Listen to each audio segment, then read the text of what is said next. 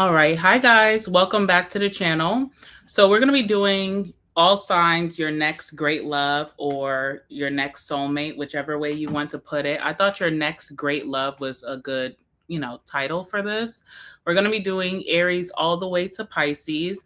I'm going to do a spread of however many cards that I'm called to pull out for you. And I'm just going to cover this person's personality, maybe where you may meet them, the blessings of the connection, the challenges, whatever I feel called to talk about, we're going to cover in this reading today.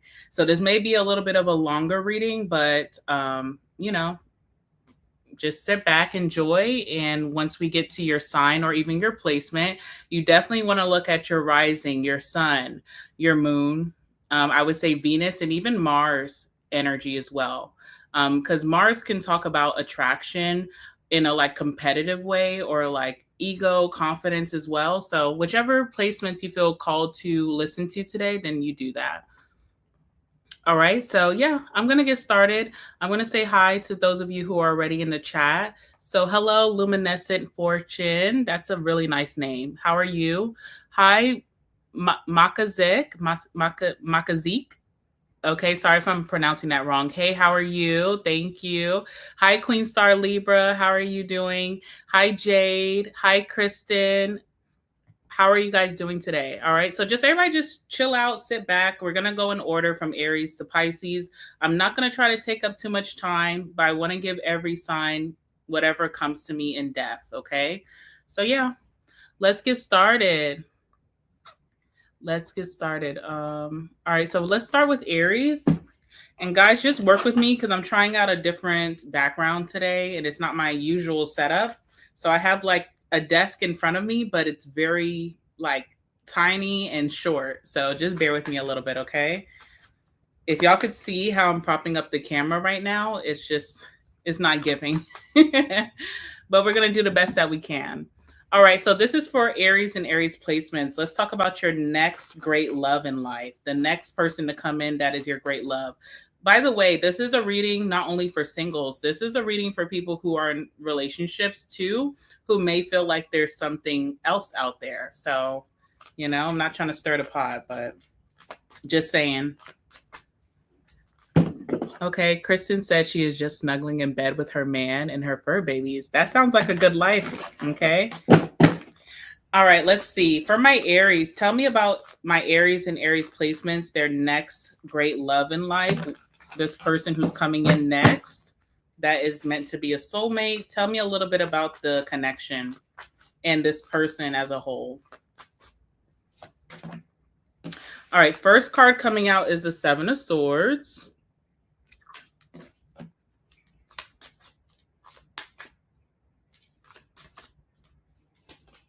We have the Eight of Pentacles.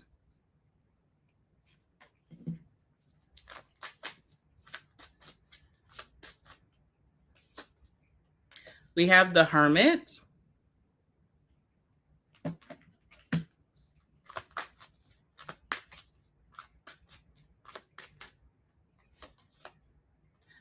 We have the Nine of Cups.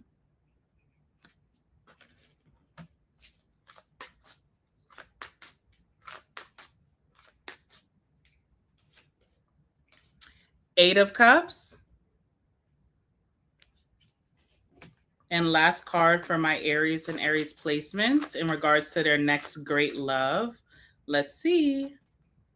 Oh, my goodness. We have the Devil. Okay. Let's talk about what's on the bottom of the deck really quickly for you. We do have the Ace of Cups. So I do feel like this is more than likely, this is someone that you do not know at this time, okay? Because Ace of Cups gives like new beginnings. Sometimes for me, I just feel like it's a new energy coming in.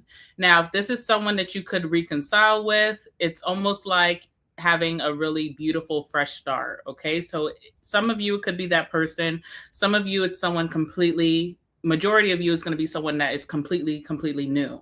Under the Ace of Cups, we have Judgment, okay? So I do feel like, I don't know why, but I feel like when you do meet this person or when they come back into your life, they're making very heavy decisions. They could be being tested, if that makes sense. If you ever went through life and you felt like you um, maybe were tempted to revisit your past or get back into bad habits or whatever, and you feel like directly from God or from the universe you're being tested, that's kind of like what's going on in this person's life when you are meeting them or getting to know them. They're kind of like being called to close out their past cycles and start fresh and make better decisions. So I feel like even meeting you, Aries, it kind of speaks to how maybe you are like a force to be reckoned with. You could be someone who could be like a role model or inspiring to this person because maybe you choose the better decisions in life. Maybe you're more responsible, okay? Or just you as an option is just a better fit for this person versus what they're used to. So that's what I'm getting. And we do have themes of this in the reading. So let's start off with the challenging themes. We do have the Seven of Swords, we have the Hermit, and we also have the Devil. So something about this person, I can already see that they are a loner or they could be very private, okay? And private with their positive parts of life and also very private about like their traumatic or not so positive things in life, okay? And I feel like this person, when you first meet them, there is like a kind of sneaky vibe about them. With that Seven of Swords, this could be this person being very apprehensive, trying to change, but not fully transformed into their better self. So there is a little bit of like private energy, secretive, acting a little weird, being a little fidgety. So there's something with that. And Seven of Swords being the first card to come out shows that this is like your initial your first impressions of this person. You feel like something is just not to be trusted. But another thing that initially that you see about this person is that they're a hard worker or they put in a lot of effort towards you right off the beginning. So with that Eight of Pentacles coming out, I do feel like this person fosters, like they could be just work really hard for what they want in life, and that could be something that you value. And also when it comes to your getting your attention, putting in effort towards you, or even trying to, cultivate a very positive connection, you see that they put in a lot of effort. Especially with that Eight of Pentacles, this could be mastery. So even in dating, you could feel like this person's a master dater. Like they've had a lot more romantic experiences than you have had. Okay. There's like some wisdom with something with this person. Could be romantic or charm, or just, I don't know, they just had a lot of experiences. Eight of Pentacles is like masterful energy. This person also has great attention to detail. So things that people who've known you longer have not mentioned, brought up, or noticed about you, this person notices it very quickly, okay? I feel like you could be very intrigued by that, but there's also an energy of you being very like, what's the word? Like intimidated by it as well. Okay.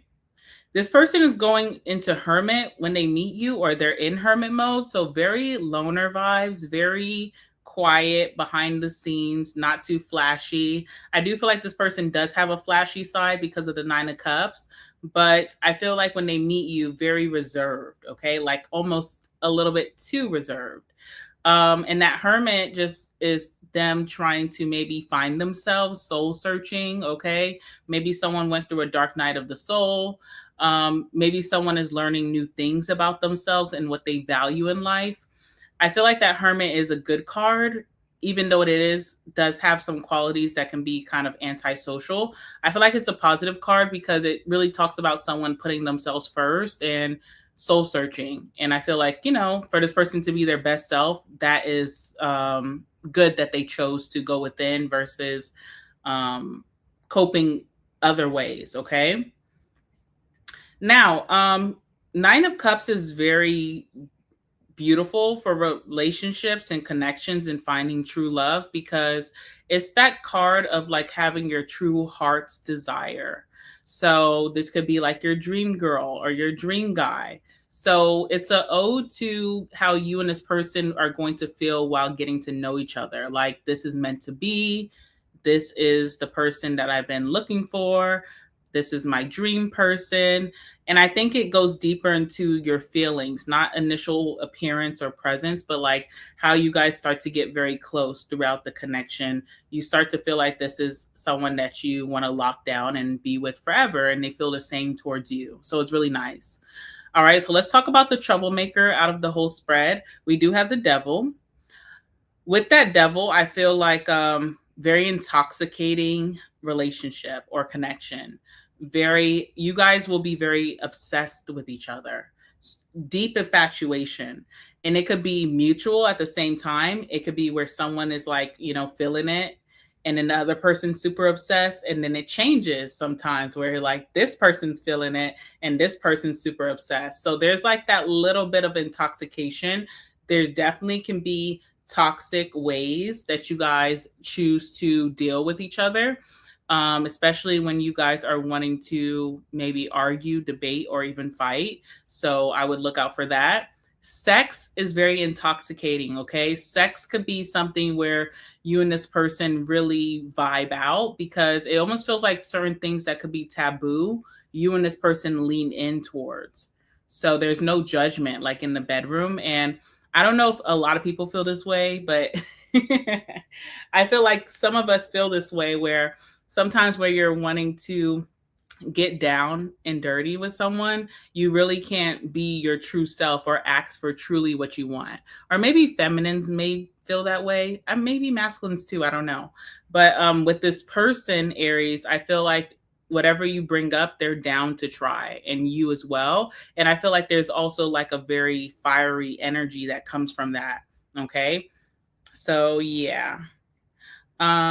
Now, where could you meet this person? Seven of Swords is the first card to come out. So anywhere that could be very taboo. This could be like a club. This could be like a lounge. This could be at a bar. This could be at the liquor store. This could be at the smoke shop. Okay. This could be like at those Korean spas. It's not my vibe, but I'm not gonna judge. But you know how you have to like get bare down to the very barest that you've ever been, like things like that. What else could be very taboo? I don't know, maybe like a rager. I mean, I've never been, but I would think like some taboo things happen down there. I don't know, very taboo, very like places where you go to, I don't know. It's very stealth energy. Now, with that stealth energy, this could also be the bank. Like if you're making some money, or if you're trying to make a deposit, I feel like the bank is very stealth, because you just don't want people in your business. Maybe you cover the keypad when you're putting your PIN in. You don't want no one like looking on your bank statement. So I feel like maybe the bank, or anywhere that you're making like some type of deposit or doing something very stealth.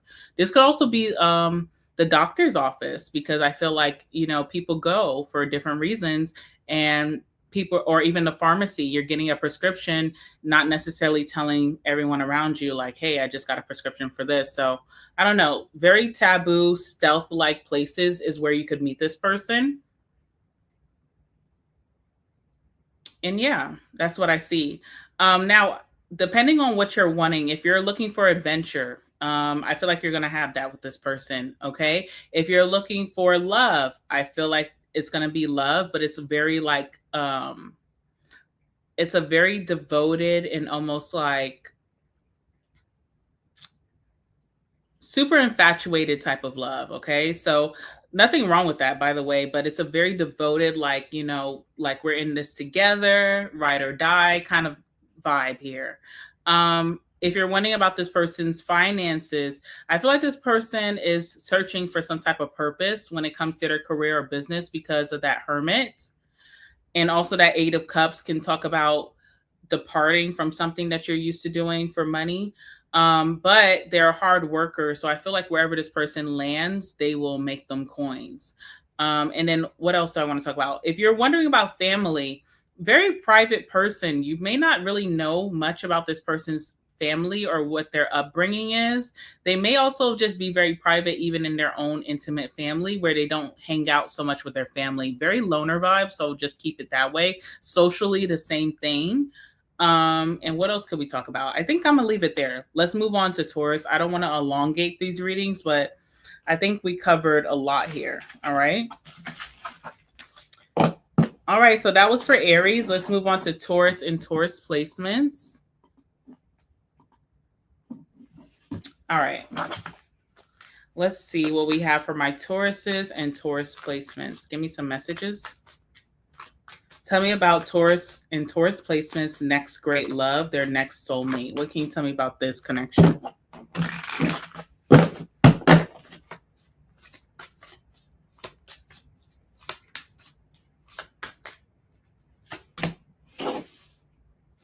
Oh, sorry. Let me show you guys the cards, okay? We have the Two of Swords.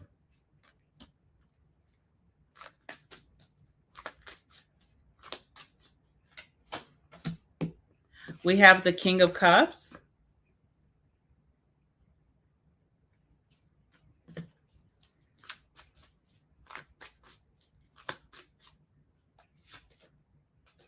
Ten of Pentacles.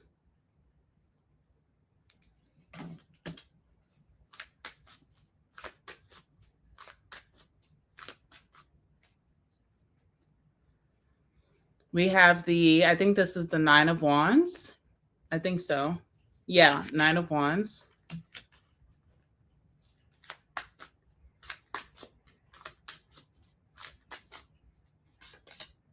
All right, we have the Strength card. I forgot to call out like zodiac signs. I guess I'll do it now. Sorry, Aries. All right, last card we have is the Ace of Swords, okay?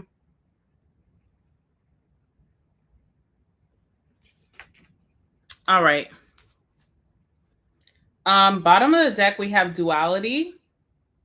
Now, duality can mean so many different things. There's so many different interpretations. You know, it's sometimes it can talk about you having two sides to yourself. So like someone being very street smart and also having the balance of being book smart, you know? Someone who could be suit and tie but loves to go, maybe their best friends are in the hood, you know? So it can talk about so much, a lot, but within this deck, when I did read the book briefly, it talked about like judgment, like judging something that you turn your nose up against. You're like, I would never. And then as time progresses, this is going to be something that you're obsessed with, or you're infatuated, or you fall in love with. So I do feel like a big theme for whoever this person is for you, one of you judged the other, you know, and then they're going to end up together. So, you know, Taurus, let's just talk about you and how you could face this. Is either someone turning up their nose at you, judging you, or saying maybe they've have instances where they said they would never end up with someone who matches your personality, and then being super obsessed at the end of the day. Or this could be you, okay? All right, so let's talk about it a little bit more. So, what can I say about this? Where should I start? Let's start with like family, generational, and just like finances, okay? 10 of Pentacles. So, this person comes from like a very solid, established family. And established can be like financially, materially, but it also could be like, you know, a family that really like has strong traditions and really has like a big community and very strong generationally to be able to build something and pass it on to the next generation. So it feels like a successful you know, line from this person. I don't know. And of course their family can come from money, but that doesn't always mean that. It could just mean very strong, you know, and grounded and traditional. So I feel like this person definitely grew up in a household where their parents were married. Um, or even if their parents weren't married, or if they were like separated, it's like both figures were still worked together and co-parented super well. All right, so something like that, like family is very strong from whoever this person is.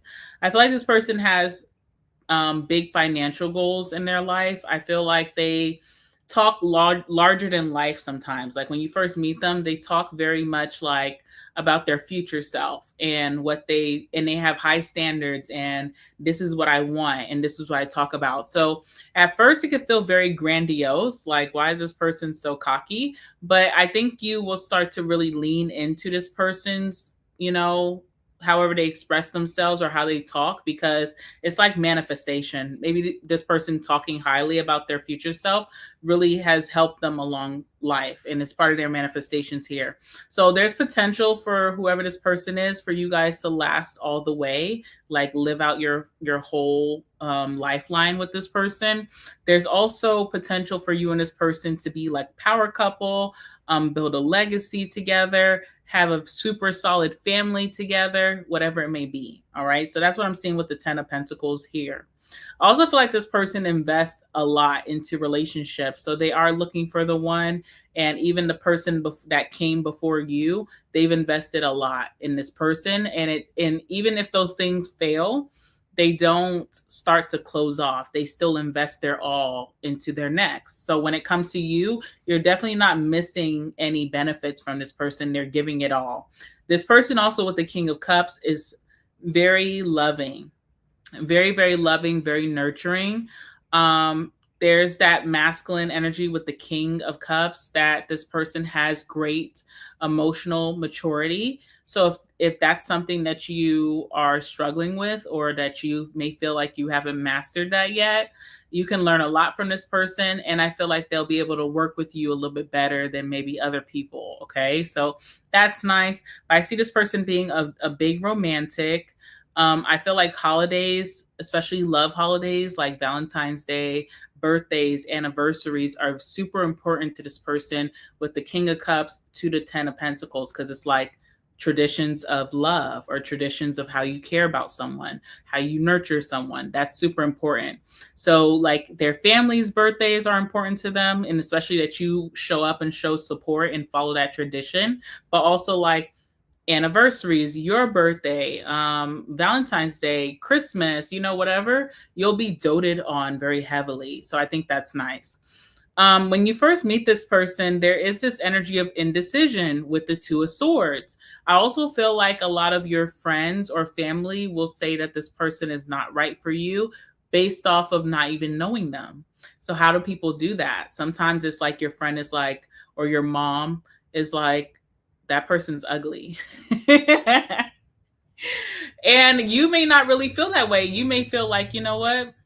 This person is not ugly to me. And on top of that, I also feel like I'm really in love with their personality. So there may be a lot of people with that Two of Swords who try to stick their head in the middle of this budding connection and give you their opinions. And I think a big thing of how you can debunk their opinions is like looking at their life, and do you feel like you value what they have? If you don't, then maybe just pay attention to your own thoughts. Okay, no shade to them, but still.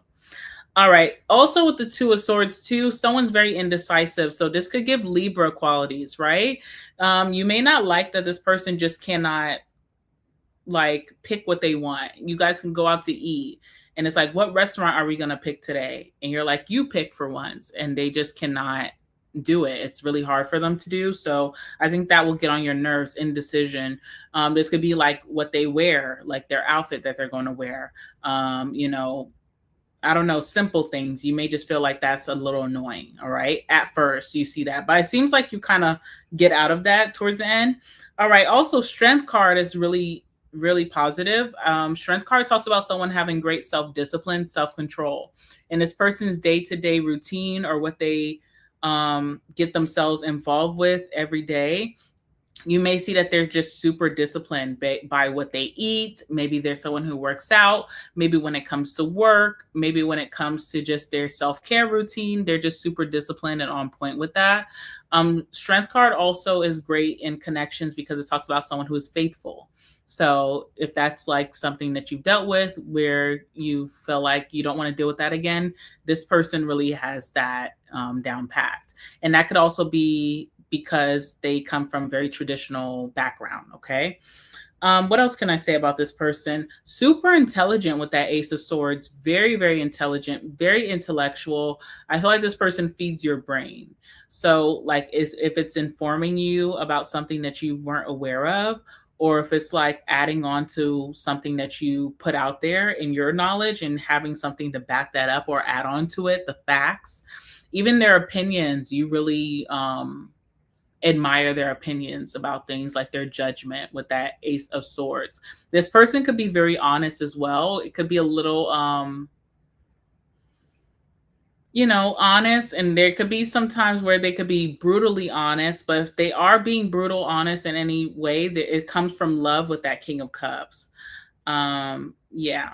Also too, you may experience where this person may have had some indecision about maybe an ex that they're trying to let go of, and you will witness that they put this ex in their place, like, we're done.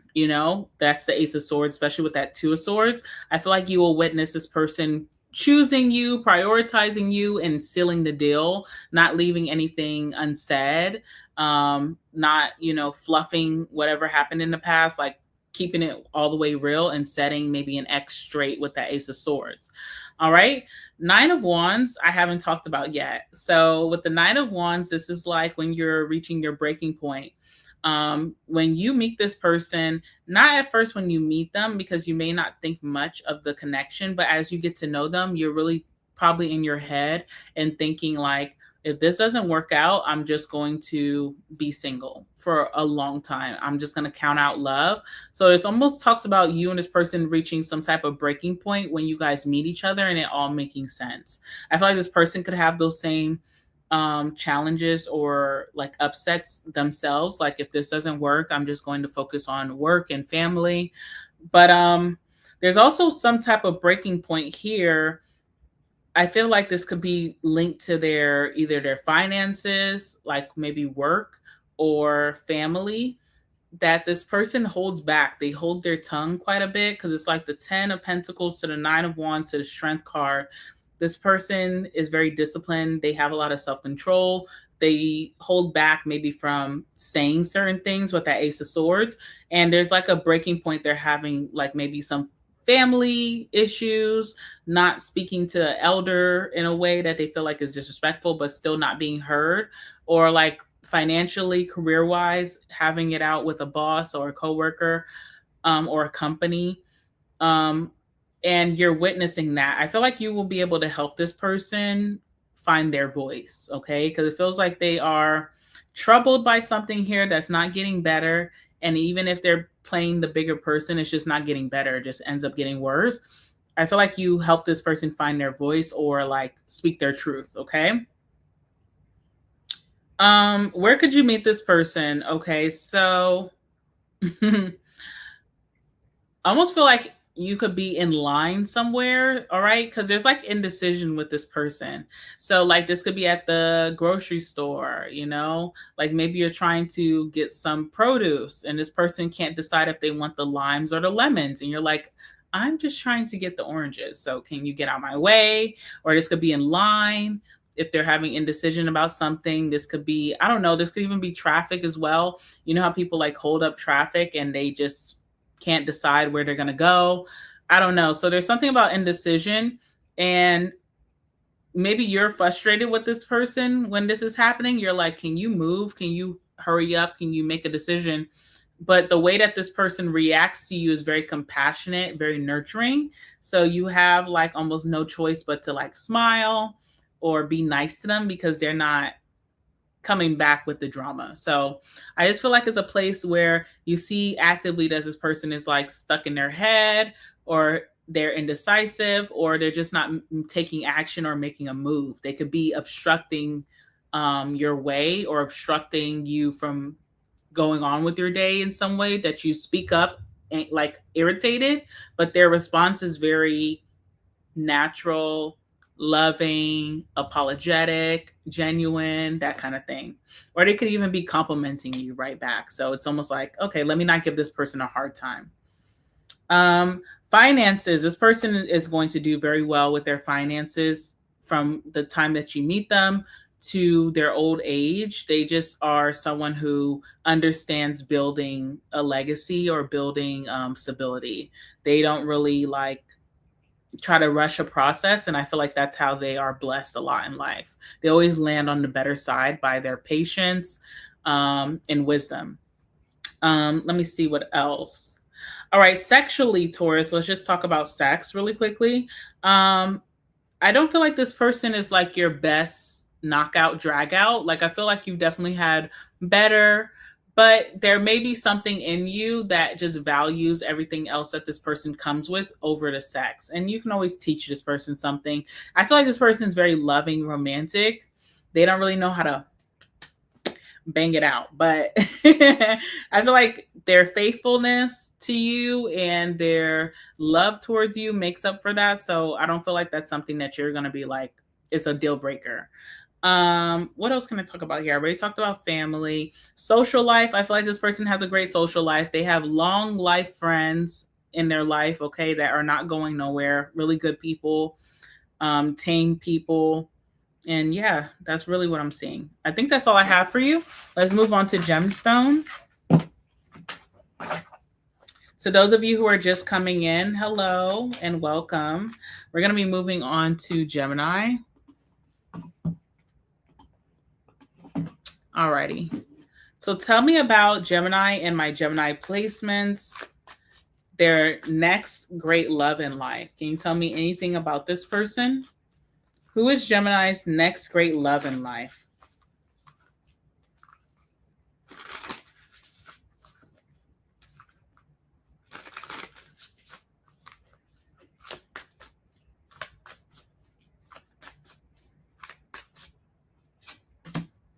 All right, we have the Five of Cups.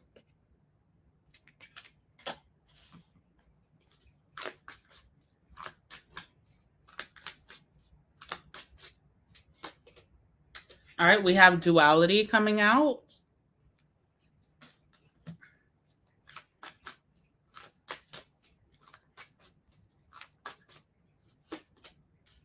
Six of Wands.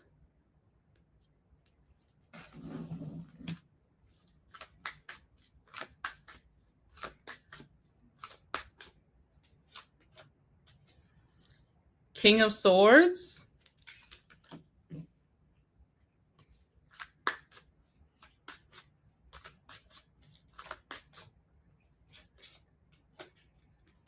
Seven of Swords. All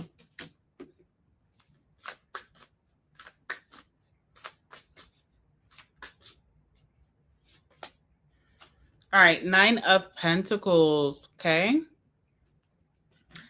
There's a lot to unpack here, but it you know, we're going to make sense of it. It doesn't feel like it's like, you know, I know there's some questionable cards here, but we'll make sense of it all. It's just is what it is, okay? At the time that you meet this person, bottom of the deck, we have the Page of Wands.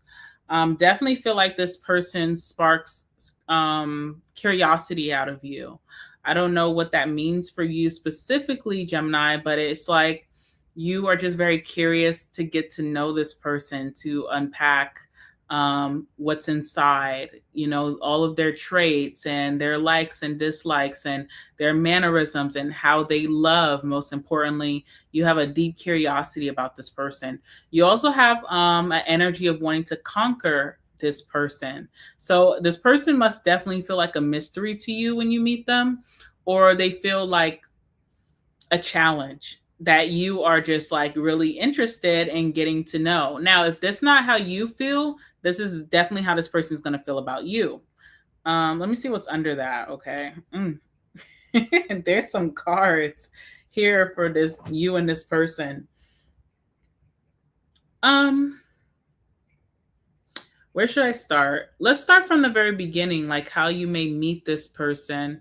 I feel like when you first meet this person, there is a sadness that one of you has of being like stuck on things that transpired in the past, not harboring the ex or thinking too much about the ex, but like more so the things that transpired, maybe feeling like you were treated bad, maybe feeling like you were a victim.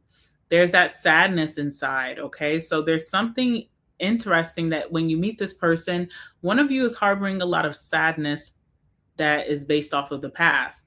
Now, how you meet this person is so interesting because we have the Five of Cups in duality. So this is like going to a place that you may just feel like is not a vibe at all. You know, like I don't know what your dislikes are, but lean into that and think about certain places that are just not fit for you or you feel like are not fit for you. If you're going to like maybe a dive bar, if you're at the gym and you're someone that doesn't work out, you know, it's somewhere that you really just don't feel like it's a vibe for you. You're going to meet this person, and what's interesting is that you guys meet each other, kind of like turns around that day or that night. But with the Five of Cups, too, Five of Cups can be like a lot of sorrow or reminiscing. So the first thing I was getting in my head was like cemetery. And I know that's weird, but I would think that a lot of people do visit the cemetery if they have loved ones that have passed on and you're just going like it's a normal thing. This could also be church as well. Some people bring their sorrows to church. This could also be like anywhere that has entertainment because people go and like hang out and like party when they are feeling sorrow sometimes. This could also be like anywhere that you get pampered. So I don't know if that's normal for someone, but that could be like if you are trying to elevate your mood, then you go to the spa, you go get a massage, you go get your nails done, you go get your hair done. So it could be within the establishment or the outside of that establishment, like walking. And also, I'm thinking of the grocery store and like food places, but not like so much restaurants, but like takeout places, because I think with grief and like sorrow, people tend to eat. So I don't know. It's very interesting. Now, if it's not that someone's like so pained and sorrowful when you guys meet, it could be that somewhere that you and this person are meeting reminds them of like old friends, or old love, you know, like maybe that was the old stomping grounds and there's not so many good memories associated with what they can remember from who they used to go to this place with. So I don't know, it's just very interesting.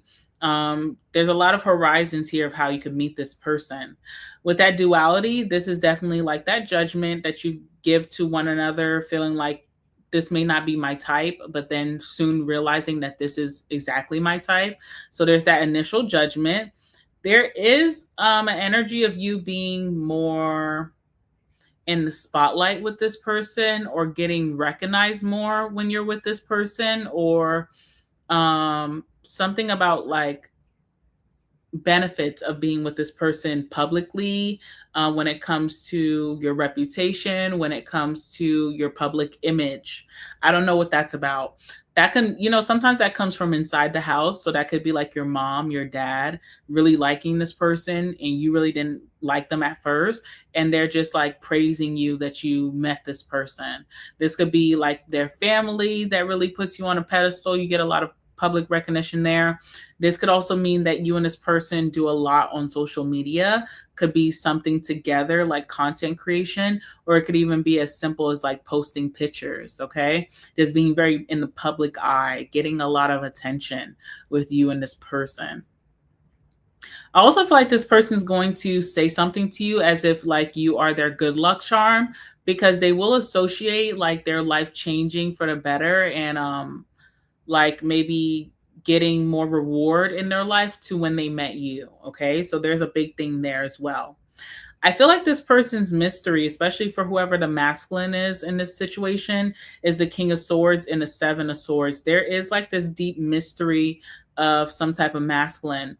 There's almost like this very detached, emotionally unavailable vibe that you don't fall for, okay? Because you have that Page of Wands, that curiosity. So you know that this person emotions run deep or that they do have feelings, but how they present themselves and how people kind of like see this person is very detached, emotionally unavailable, very serious, very logical. And with that Seven of Swords, you're calling this person's bluff. You're almost like, not buying it. And I do feel like this is the mask that this person puts on, because there's something about like other people having like what's the word? Like what's the word? Hello. Intimidation, admiration for this person. Like they admire them, but they're super intimidated by them. They'll never approach them, but they admire them from afar. This person could really like that feeling. They also may not like to get close to people. So they kind of leaned into that King of Swords, but you're calling this person's bluff here. One thing that you and this person will have in common is freedom. You guys both like your freedom, your alone time. You know, you don't need to be up under each other 24/7. And there's like a lot of abundance that comes from that, whether that's just like a healthy relationship or you guys always being happy with each other that people notice, or if this is like even financially, this is works in your favor, like focusing on work. And then when you guys come together, you come together, but you guys don't stay attached at the hip. So there's a lot of abundance that comes from you and this person just being independent lovers. Like we don't always have to be with each other. We don't always have to do everything together. But when we do come together, it's great. But when we're apart, that's great too. Also, last thing I want to say with the Nine of Pentacles is there's a big lifestyle upgrade with you meeting this person, whether they have the benefits or you have the benefits or you guys joining forces together. I see you guys living a much larger than life lifestyle together. So I don't know if this means like getting a grander home, or if this is like you and this person get nicer cars, or you guys get more money, you guys get a lot of like benefits in career and business. There's like a grander than life or grandiose energy of you and this person being together. That is the last card, so that's not like instant, but over time you will start to see how you're kind of living in luxury, and it is associated to you and this person being together on that timeline. So it's interesting. All right, what else do I want to say about this? When it comes to this person's family, I feel like their family can be all very like not very lovey-dovey. So you never see like the mom kiss this person on the cheek, or you never see them hugging each other. You're never going to see them holding hands. You're never going to see them probably having like, maybe they are independent on the holidays, you know? It's a very independent kind of vibe here. It doesn't feel super lovey-dovey, but one thing that you will notice is that this person's family is very, very proud of them. Okay, they praise them very like highly. Maybe the most that you will see emotions from their parents or maybe even their siblings is when they're talking highly of this person's accomplishments, not so much them as a person. What else do I want to talk about here?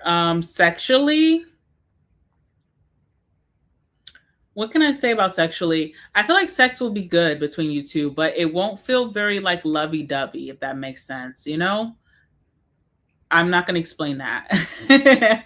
But this person does have an ego, or they have something to prove with that Six of Wands. So I feel like needs will be met and really nicely, but it almost feels like it's like not a way that you guys bond. Is maybe how you guys like pass time, have fun, or maybe even like a pride thing, like putting you in your place kind of vibe. So yeah. Financially, I feel like this person's finances is not an issue for this person. I don't even think that this person stresses the most in their life about finances at all. I feel like they always kind of like are a overachiever, and because of that, they always get great reward financially, business, career, materially. They just kind of do well. Okay, that's not like really a challenge for this person in this lifetime, which is good. Socially, this person does have like one or two friends. Like they can count their friends on their fingers, which is not a bad thing. But I don't feel like they lean too much on their friendships or are codependent in their friendships either. So there's that. All right. And that's what I have. Let's move on to Cancer.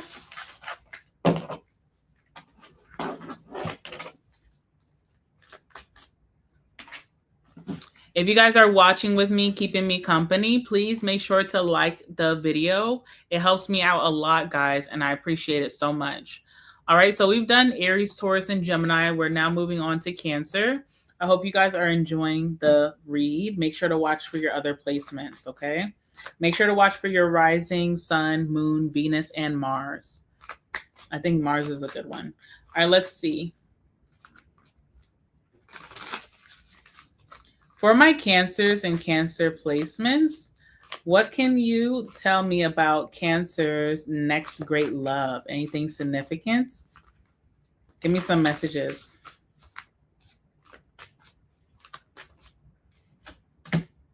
All right, we have the Four of Swords.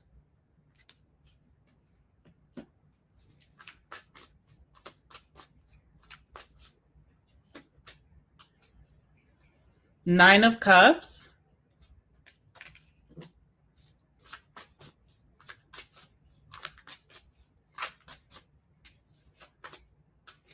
Ace of Cups. Wow. Okay. This person thinks highly of you, Cancer. I can't lie. But let's continue and see what else comes out. Let's see. All right. Two of Pentacles.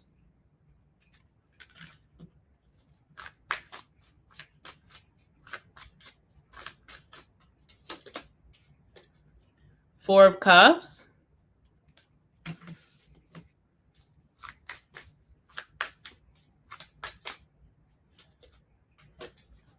Ace of Swords. Okay.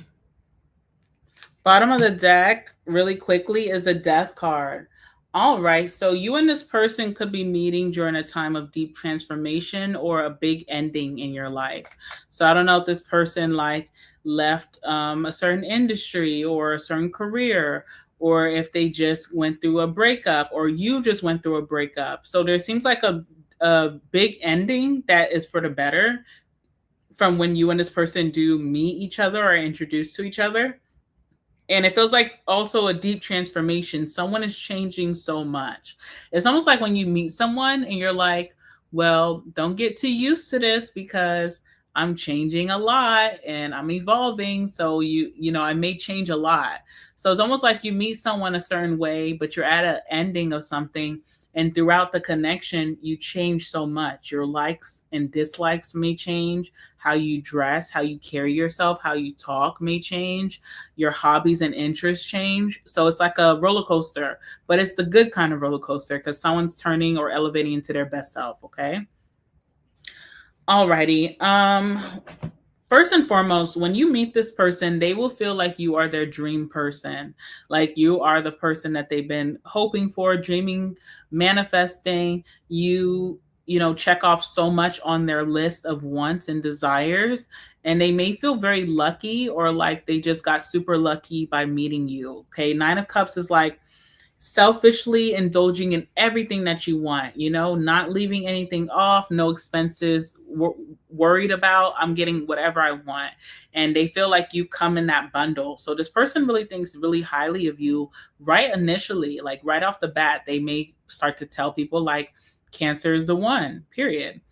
And with that Ace of Cups, it feels like, you and this person have a very fresh slate of being able to love each other without regarding the past. So, if you're going through a breakup, or if this person's going through a breakup, with that Death card, it's like, I'm not going to hold back in this new connection because I feel grateful that this came in like this. I thought I would have to wait a little bit longer. I feel like you become a big priority for this person. They have been prioritizing something else in their life before you came in, like right off the bat. So they could have been trying to prioritize relationships, like their family connections, maybe their children, if they have children. They're trying to foster something or commit to something that would just keep them healthy and busy. So this could even be career, work. They took on some big commitments and they've been really consistent with that.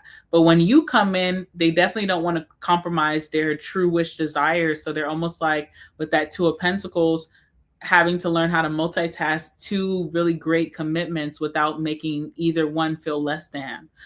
All right. So I don't really feel like this is a two-timey energy or they have another person. I feel like it's like connections that are meaningful to them, like family, friendship, not even friendship, family, children, parents, or it's work. Okay. But I feel like they do it very seamlessly. Now, as this is happening, there is a trigger here for one of you. One of you, whoever is having to prioritize and make time for both commitments in their life, the person on the other end may have because we have the Four of Cups here. So this is like being stuck on or fixated on maybe a habit, a way of thinking from your past. So it's almost like someone has emotional wounds tied to not being chosen first, not being prioritized. So even though someone's actively prioritizing you or you're actively prioritizing this person, it's almost like this person's like, you know, I don't know, something from their ex, like they were just like the last choice or last thought. And that is something that triggers someone here. So even though this person is working very diligently to show them that they're like, a priority, this person almost doesn't take it that way. They kind of like have these insecurities tied to their past. So that's the only challenge I'm seeing, is like someone getting out of their head and seeing that someone is like really grinding hard to show them that they're a priority. And I feel like you guys will be able to talk about that because you have the Ace of Swords. So there is like this very deep, honest, truthful, putting everything on the table type of conversations that you and this person have normally. Like you guys from the very start to finish, always keep it real. And even if someone's feeling this way momentarily, it can be discussed versus being held in and harboring. How you may meet this person is so interesting. So you have the Four of Swords, and the Four of Swords is like do not disturb.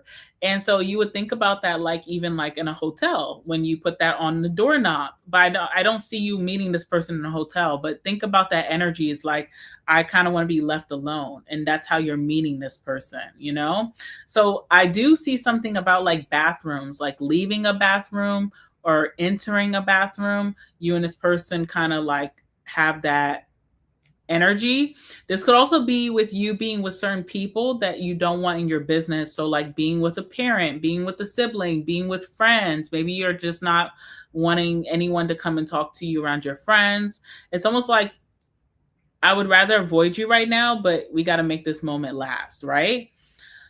Okay, let me think what else with the Four of Swords that someone just would not want to be bothered.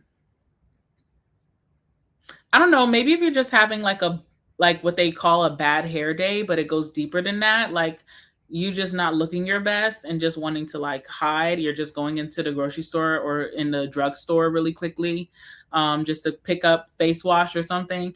And then someone's coming up to you and you're like, wait a minute. I am not dressed the part right now. I don't want to be hit on. So there's certain energies where you just kind of like are hiding away, or this person's trying to hide away, but you guys still notice each other. And it's a moment worth taking, especially with that Nine of Cups. So it's just so interesting with that. What else can I say here that is going to be super helpful?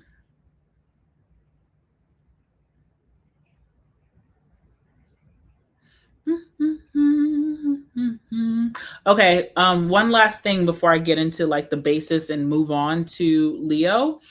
I see that like certain things that are turnoffs for you, or I don't know why this is like weird to talk about, but with that Four of Cups, there's certain things that you don't like for someone to do around you. This could be as like simple as someone smacking when they eat, or talking with their mouth full, or if someone leaves cabinets open, you don't close the cabinet behind you, if you leave the toilet seat up, that kind of stuff. Things like that where you may have shied away from bringing up in your last connections, like trying to appease the other person. I feel like you and this person have this great maturity when it comes to speaking your truth, that anything that is a bother or kind of like irritating, you guys are able to you feel comfortable to say it to this person because you know that they're not going to get offended or take it the wrong way or try to retaliate. And this person feels comfortable with you too because they feel like you have a nurturing presence and you're just very understanding. So I don't know, there's something like where you know how minor arguments in couples happen because people can't communicate? I feel like you and this person just won't have that issue at all. Like it doesn't matter what is happening. If something irritates you or if you're a little annoyed, you can bring it up to this person and they're like, oh, okay, like I got it. It's cool. No problem. And it's not like a fight or a dig or like coming at each other trying to do tit for tat, which I think is very mature. All right. When it comes to sex, right? Because I've been talking about that for every sign. I feel like it's really, really beautiful, like beautiful sex. I don't know what that means to you, but very beautiful, very romantic, very attentive. But also, the funny thing that I see, like after you and this person do have sex, you guys like to go separate ways. So I don't know if that's like, sometimes you go to this person's house, you guys bang it out, and then you're like, okay, I'm going home. Like you won't even stay to cuddle. Or if this is like you guys are in the same home, like someone goes into the room and then someone goes into like the living room, and then you'll kind of go separate ways. There's almost like this avoidance or do not disturb with that Four of Swords, even though it's such an amazing, beautiful time. There's no like, how you do foreplay, there's no afterplay. It's like, okay, I need you to like get out, And I see that it's kind of funny, but maybe it works for you too. All right, when it comes to finances, what I will say, I don't know if this person is like rich or anything like that. I do feel like they're stable and they have security. This person's greatest security is that they do what they love, okay? Like they really enjoy what they do. So even if there's days where they feel tired, overwhelmed, going through something, they will still get up and make that money because they actually have a passion for whatever field they're in. And I think that is super credible to talk about like groundedness, security, and that this person is going to have that money because no matter what, they will do what they got to do. If this person has financial goals where they want bigger and better, there's someone who won't shy away from picking up a second gig or doing something on the side legally to make that cash. So I just feel like this person really enjoys working because they don't do things that they don't want to do. They're actually in a field, an industry that they actually value and love and have passion for.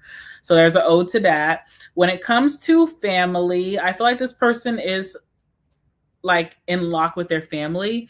There could be a thing with like very toxic honesty with their family. So you may feel like when they are staying away from their families because everybody's like has their 2 cents in their life and they don't like that. There's almost like a baby energy. This person may be the youngest or took on that role as like the baby of the family. And they do prioritize their family, but after hanging out with their family for some days, they do need that detox of like, I need some time by myself because it can get a little bit much, okay? Friends and social life, I feel like this person, has tight-knit friendships. There's nothing wrong with that. And yeah, that's what I have. All right. Let's move on. Let's move on to Leo. Happy, happy, happy birthday to my Leos. Hold on, let me move it. Oh, hi, Kay. How are you? All right, let me move it down. Y'all, I'm hungry. I'm not rushing the live, but I can't wait till after live because I'm going to eat really good. So I'm just hungry right now. I don't know if you guys are either. All right, for those of you who are just coming in, this is all signs your next great love. I'm pulling out a spread of 6 cards I've been doing for each sign, and I'm just telling you whatever comes up. Anything significant that you may need to know about you, this person, the connection, their personality, the lifestyle you could expect to live with this person, whatever. Okay, so that's just what it is. All right. Anyway, happy birthday to my Leos. I hope you guys are having a great season. This is for Leo and Leo placements. Let's see. Let's talk about your next great love in life. Tell me about Leo's next great love in life. Tell me about Leo's next great love in life. All right. All right. We have the Queen of Cups. Why am I feeling like a love at first sight for you, Leo? Which is just like crazy, but could be very exhilarating. All right, we have the Hermit.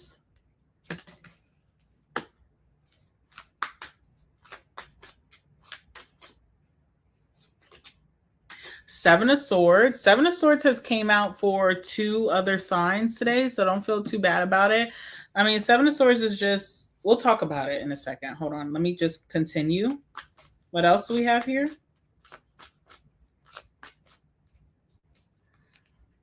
All right. Ooh, King of Cups, Queen of Cups to the King of Cups. And you know what's interesting? On the spread, we have the Queen of Cups on the top and the King of Cups on the bottom. So that's interesting placement as well.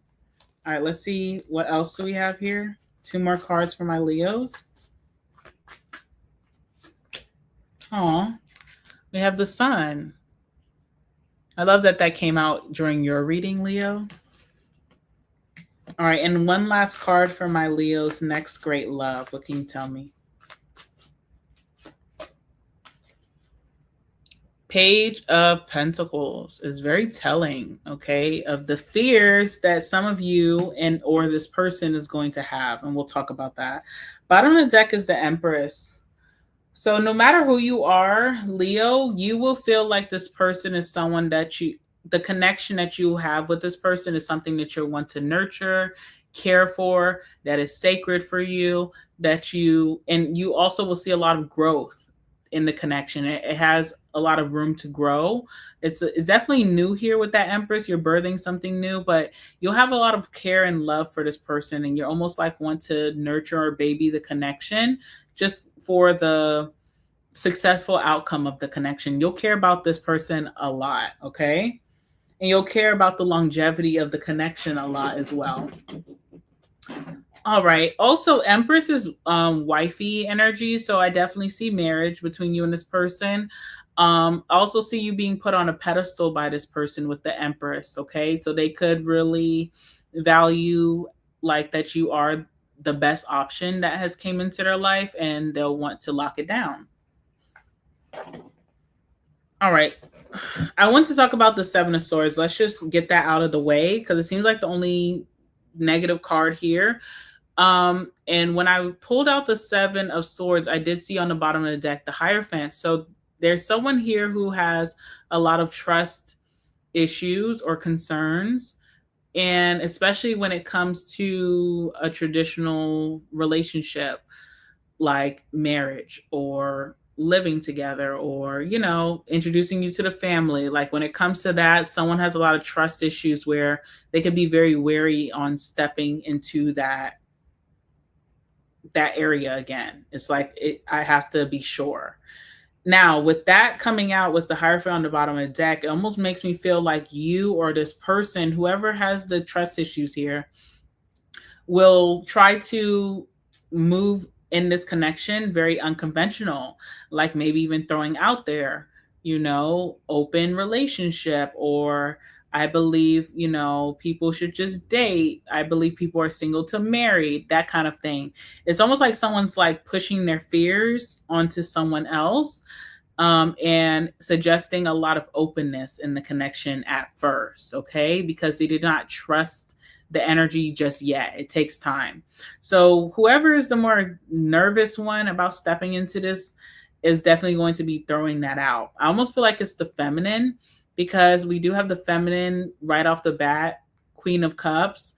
So if you are that feminine and right when you meet this person, you develop strong feelings and you reserve them as like someone that you are interested in getting to know, you could be throwing that out, trying to play it safe, but really just showing your hand that you're scared. Okay. So I don't know whichever way it goes.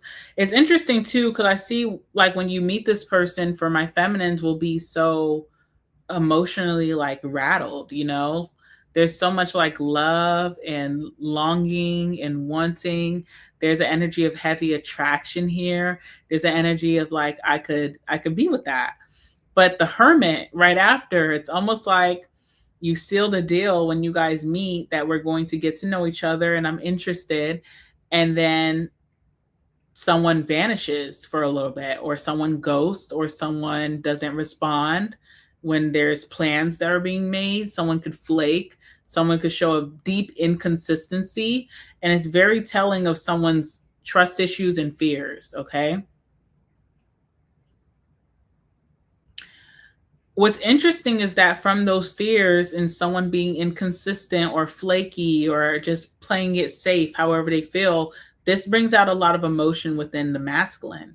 It's almost like the masculine gets a little bit of taste from their feminine, and they see that they're interested, but that flakiness drives more devotion from the masculine, that they're like, I actually am looking forward to getting to know this person. Like, why are they not responding to my text? Why can't I get a date with them? Why won't they answer my calls? So it kind of brings this longing from the masculine as well, where you guys are both deeply emotionally concerned with each other, but there's just a lot of like scaredness of commitment. Okay. From, I feel, more so the feminine. We have the sun here. So positive relationship, very, very positive. You and this person could be like, your friends could joke a lot and say like, oh my god, you guys have toxic positivity because you guys are always supporting each other so crazily and always complimenting each other. You guys just seem kind of perfect. You guys are never fighting. Like, what is up with you? It's a little odd, but it's just like a beautiful relationship. That sun too talks about like high dopamine, or like a highness you feel around this person. You could get a, as a Leo, you could get a confidence ego boost when this person's by your side because they're so reassuring, they're very supportive, and they're your person. So you just feel naturally more happy around them. You feel more confident. You feel like you could assert yourself better. You feel a positive ego boost, happy pride. Okay. Well, I didn't mean that like sexual preference, but take it as you will. The sun as well is exposure. So the things that could be the insecurities when you meet this person and the trust issues, there, it's put all out on the table. It's revealed. No one is hiding anything. I also feel like someone has a clean background with that sun too, because it's like heavy exposure. So no one has like any bad reputation from the past. Someone's record is clean and yours is too. I don't know, but everything's put on the table when it comes to trauma or internal feelings that someone's afraid to show, fears, insecurities. So something's put all up on the table and it's supported. It's not like judged or looked down upon. It's supported between you two. Now, Page of Pentacles is the last card to come out, and it just kind of continues with that concern of trust and loyalty, that someone keeps throwing out openness in the connection, like open relationship, dating, there's no rush to the altar, there's no rush to commit. And it shows with that Page of Pentacles that you and this person will naturally take deeper commitments with each other, but someone is still on the edge here and feels like it's super risky. I feel like whoever this is just afraid of getting hurt. Okay. So when it comes to the longevity of the connection, I feel like this could be something that lasts forever and is led with so much love, like your deepest love in life. But I feel like fate can be altered because someone just is super like high risk level with that Seven of Swords, with the Hermit, with the Page of Pentacles. It shows that someone copes with inconsistency or flakiness or retreating. It shows that someone copes with, having a mysterious side or even shady side, trying to see if someone else does. Okay. And it shows that someone just feels like commitment and traditional connections come with a high risk of being hurt. So because of that, I'm just trying to see, will this have longevity? And it's really up to the free will of both of you. But the one thing that I'm so sure of is that you and this person will have so much love for each other, a great love, like being totally in love with this person, them being totally in love with you, so much nurturing when you guys are together, lots of emotion shared, deep romance, okay, if that's your thing. But that Page of Pentacles is like if someone just can calm themselves to accept that, that's the only thing. How you'll meet this person, I mean, it's not really telling me much with that Queen of Cups, but I will say that with the Queen of Cups, my feminine, you will feel something instantly. You will feel really drawn to this person. Whatever your likes are, whether it's like physical attraction or how this person talks or their mannerisms, you will have a deep liking for that, and you will be kind of like taken aback when you meet this person. You guys could exchange numbers, or ways of contact, and you're going home thinking about them, very deeply. I also see like someone here just kind of is a little bit with that hermit, retreats a little bit, because that feeling can scare them. But the feeling is also mutual with that King of Cups here. It's very interesting. You and this person have great emotional maturity, but when it comes to thinking, like someone's thoughts getting the best of them, that's something that someone here has to work on. Sex, okay? Sex can be very healing between you and this person. You have the sun here. Okay, so there's an energy of exposure. There could be like public sexcapades. There could be energies of like really being your most vulnerable during sex. So like the parts of you that you normally wouldn't show, or if you're insecure, with your body or just certain sexual things, you and this person kind of like having that openness and that trust with each other during sex. There's that strong aphrodisiac quality. So, like being turned on throughout the day for each other, keeping that libido high. And there's that highness that you get, that ecstasy. All right, let's talk about finances.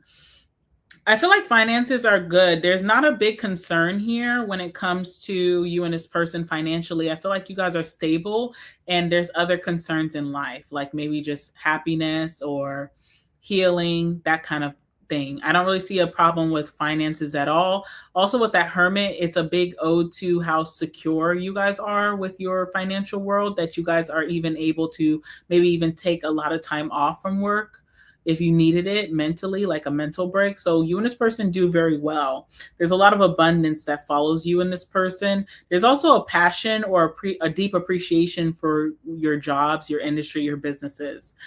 Now, when it comes to finances, when it comes to merging finances, one of you definitely is going to be like not into that, not wanting to merge finances, not wanting to get finances intermingled or involved, not wanting to put, finances together. And it could be because of like the past. Someone dealt with maybe being slighted financially from the past. So I do see that with the Page of Pentacles.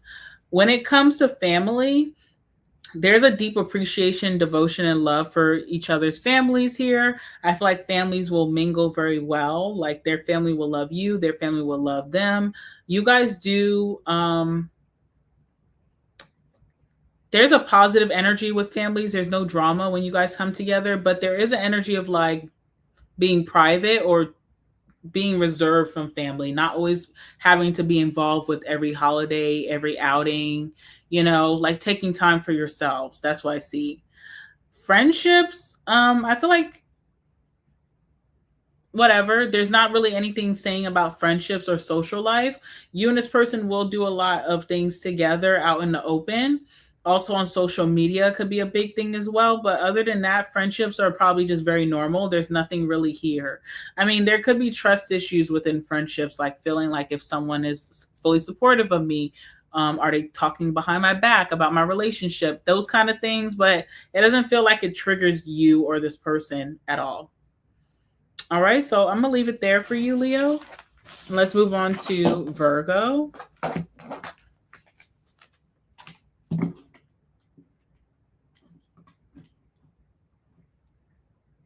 Oh, thank you, Nisha. Thank you, Nisha Love. That was nice. Thank you.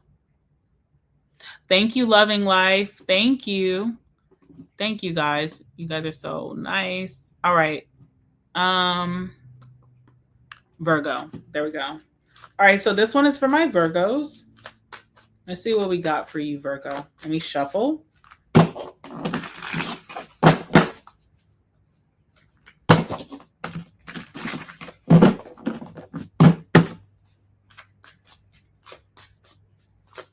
All right, for my Virgo and Virgo placements, tell me about their next great love in life. Tell me about my Virgos and Virgo placements. Who is their next great love in life? Tell me all about this connection.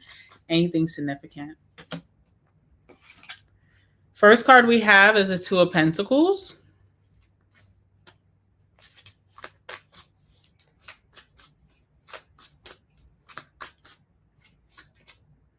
We have the Strength card.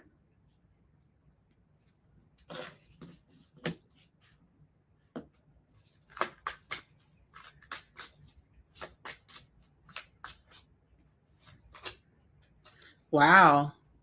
10 of Pentacles. You have some great cards so far for this person, Virgo. This seems like the love of your life or the person you're going to spend the rest of your life with right off the bat. Okay. Let's get 3 more cards for you.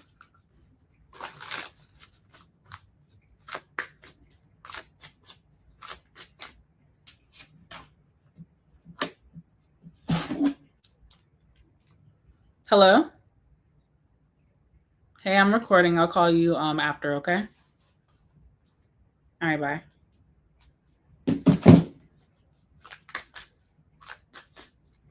Did I show you guys this card? I don't know. 8 of Pentacles.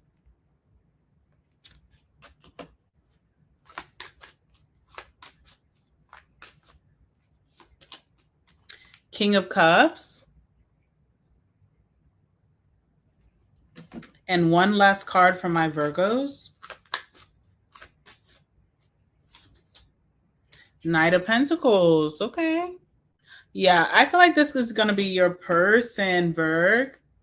But you know what I feel? I feel like it's a slow burn for some reason. Like maybe you're not really tuned in, or this person's not really tuned in, or mutually you guys are not tuned in that this is the one, you know? It feels like it's a very slow energy to maybe acceptance or falling in love or just feeling like, yeah, this is my person, you know?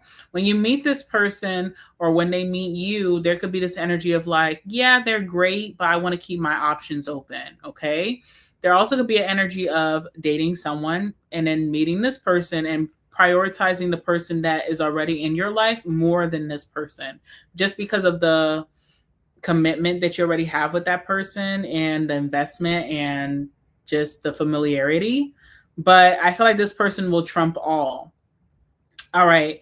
Bottom of the deck, we have Judgment here. So this relationship definitely comes in like a test for you. With that Judgment, there could be on and off energy, like, you know, getting to know each other and then feeling like maybe this isn't not the direction I'm going in. So mutually and amicably saying, let's just give it a rest and then coming back together again. So it feels like a test. Like when you do finally settle with this person in your life, Virgo, you will feel like, wow, like the universe was playing games with me, testing me this whole time. And this is it. All right. What do I want to start with here? First of all, your person is like, I feel like one thing that you'll know is that your person has a very like copacetic and very elegant life, very routine like. I don't want to use the word boring, but that's how you may see it. You may feel like this person doesn't have anything really exciting going on. You can kind of like to a T say what this person's going to do each day. You woke up, you ate your oatmeal, then, you know, you went to work. And then I know that you parked all the way in the back of the garage because you don't want no one messing with your car. And then you went and you got your coffee. And then you called me at 12 o'clock. You know, like you can talk about this person's routine down to a T. Maybe that's kind of boring or just like not exciting for you. But I feel like through time, you will appreciate, you know, being able to put your hand on what, or your finger on like what this person does day to day, because they're not unpredictable energy. And they also are very like devoted and loyal to everything that they do in life. So there's like appreciation that will come later, not initially. Okay. Especially with that Strength card, this person is very disciplined with their routine.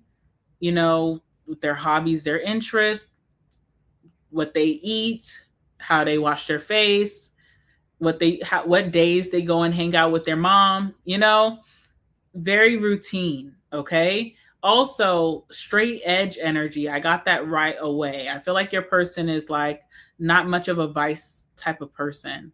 You know, you won't catch this person going to Las Vegas in the casino. You won't catch them really at the bar when they hang out with their friends.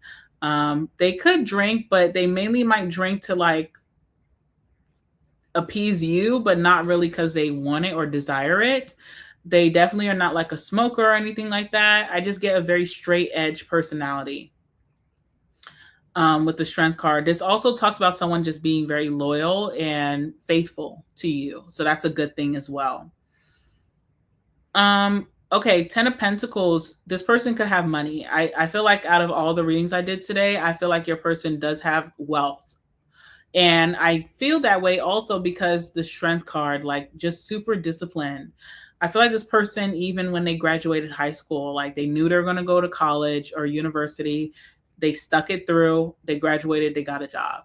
Okay. Or even in their business, something was very cookie cutter. So this person does have great savings. They could be like a great budgeter. They may not like be someone who splurges or overspends. And they have like quiet wealth type of vibes. They also could come from a very wealthy family or a family who has just done a great for their legacy within that generation to pass it on. So there's a lot of benefits financially that they are able to dig into when it comes to their family. Okay. There's a long lineage here as well. I'm getting something very weird. Like it kind of gives like horror movie, but maybe it's like normal. But like you can go into this person's parents' home and you see like pictures from like their grandfather, their great grandfather, their great great great grandfather named Ulysses. Is like, how do you guys even have these old photos? So there's something like that going on, very antique-ish about this person or their family. Lots of heirlooms, lots of pictures from the past. It's like, damn, you guys really have like this long lineage, okay? Um, Eight of Pentacles. This person will put in a lot of effort towards you. They will do the most, you know, to surprise you. They'll really pay a lot of attention to detail, which is something that you have, Virgo. So I wonder how you'll receive that, because that's usually something that you give as a benefit by being with you. But I wonder how you'll receive someone having great attention to detail to you. You may feel like you want that, but when it's presented to you where you're on the receiving end, you may not take it the way that you think you would. You may feel like it's a little weird, or, you know, how does this person know my coffee order? We never went to a cafe together. Like you may feel a little weird about that. But I see this person putting in great attention to detail to you and high effort in this connection. All right, so this person's giving you a lot. So if you are dealing with someone else, you will appreciate that this person gives more, but there is something very like, you can always predict what this person is going to say, what they're going to do, because they're so routine that may just not be your vibe when you first meet them. We have the King of Cups here. So there's a masculine here who is giving you all their love, or if you're the masculine Virgo, you'll be so in love with whoever this is. There's a lot of devotion here, genuine energy, lots of nurturing and pampering coming from this masculine. There's emotional maturity as well. So I also feel like whoever this masculine is, when it comes to arguments, sometimes you want to get a reaction out of someone, but it's almost like this person does not react because they have that maturity that they may just know that you're trying to get a rise out of them, or you're just being facetious today. Like they don't really get toxic back. So I see that within a masculine. Last card we have here is the Knight of Pentacles. With that Knight of Pentacles, this definitely has longevity and it's a guarantee. Okay, so this is not someone that, yeah, you guys didn't work out and it's like, okay, we're kind of moving on, I'm never going to see this person again. I feel like they are going to pop back up in your life and be the one that you stick it through with, whether you know that or not. Because for me as a reader, Knight of Pentacles is like a guarantee, but it's a very slow burner. Okay. So we talked about this person's finances. We talked about their family. When it comes to friends, I feel like their friends are like family, been friends maybe since like elementary, that kind of thing.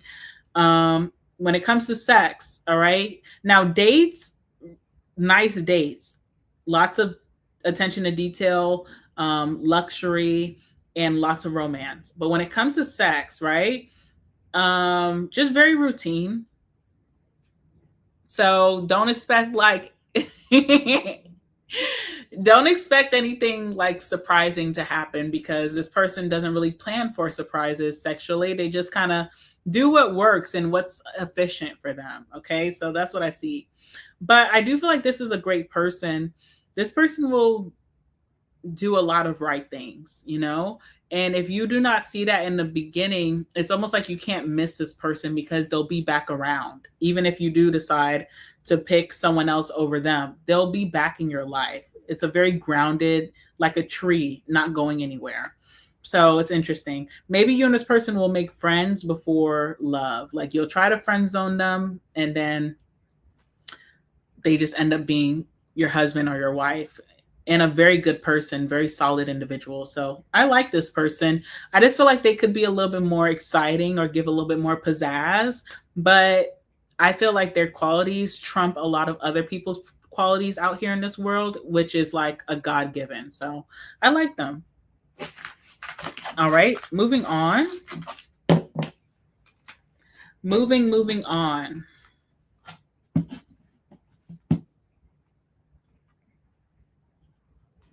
I've been good, just trying to deal with this heat outside. How are you? My mom had called me. Oh, well, I hope your mom's doing good, Kay. I'm doing good myself. And it is super hot outside. It is. And I went walking today, so like it was good until the sun started coming out and it was very hot. But you know, what can we do? What can we do? Because I'm wondering, since it's been such a hot summer, is it going to be like a super cold winter? And I usually like winter a lot, but like last winter, I think the cold was like killing me a little bit. So I don't know. All right, this one is for Libra and Libra placements. Let's see.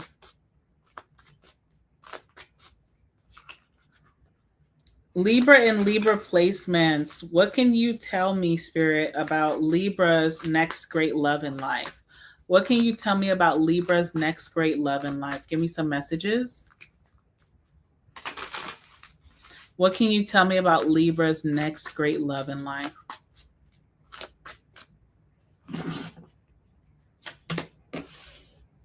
All right, we have the Six of Swords.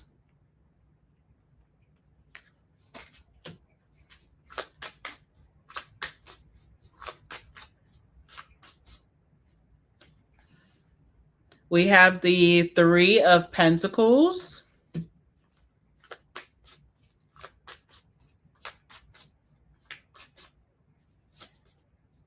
Nine of Cups. Wow. Okay. Good cards. Good cards. What else do we have here?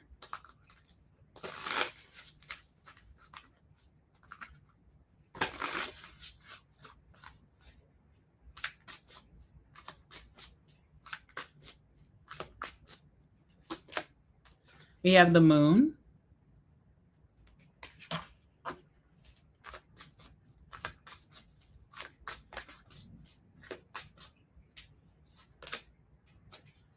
Two of Wands.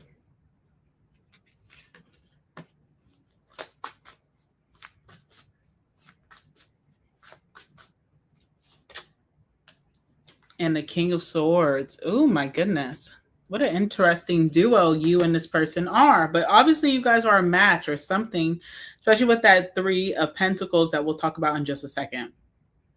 All right, so we have the Ace of Wands here. And, you know, I mean, initially this just tells me, hold on, let me drink some water, guys.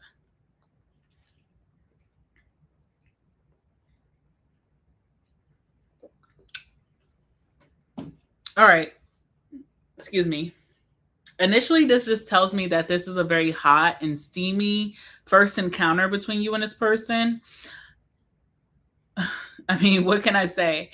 Ace of Wands can talk about like heavy physical attraction. So you may not be so much attracted at first by this person's personality, or you may not be so attracted at first by what they're saying, but you are definitely attracted to their looks. So and it's mutual. So this is how this person is feeling towards you. There's that very strong connection, maybe physically and sexually, that you and this person may have. There could be like you guys getting very intimate initially. So, like, before you guys even go out, before you even know this person's last name, you guys could be lip locking, holding hands, touching each other, maybe having sex. I don't know. So, that's what is showing me on the bottom of the deck. Let me see what else is under that. Okay, interesting.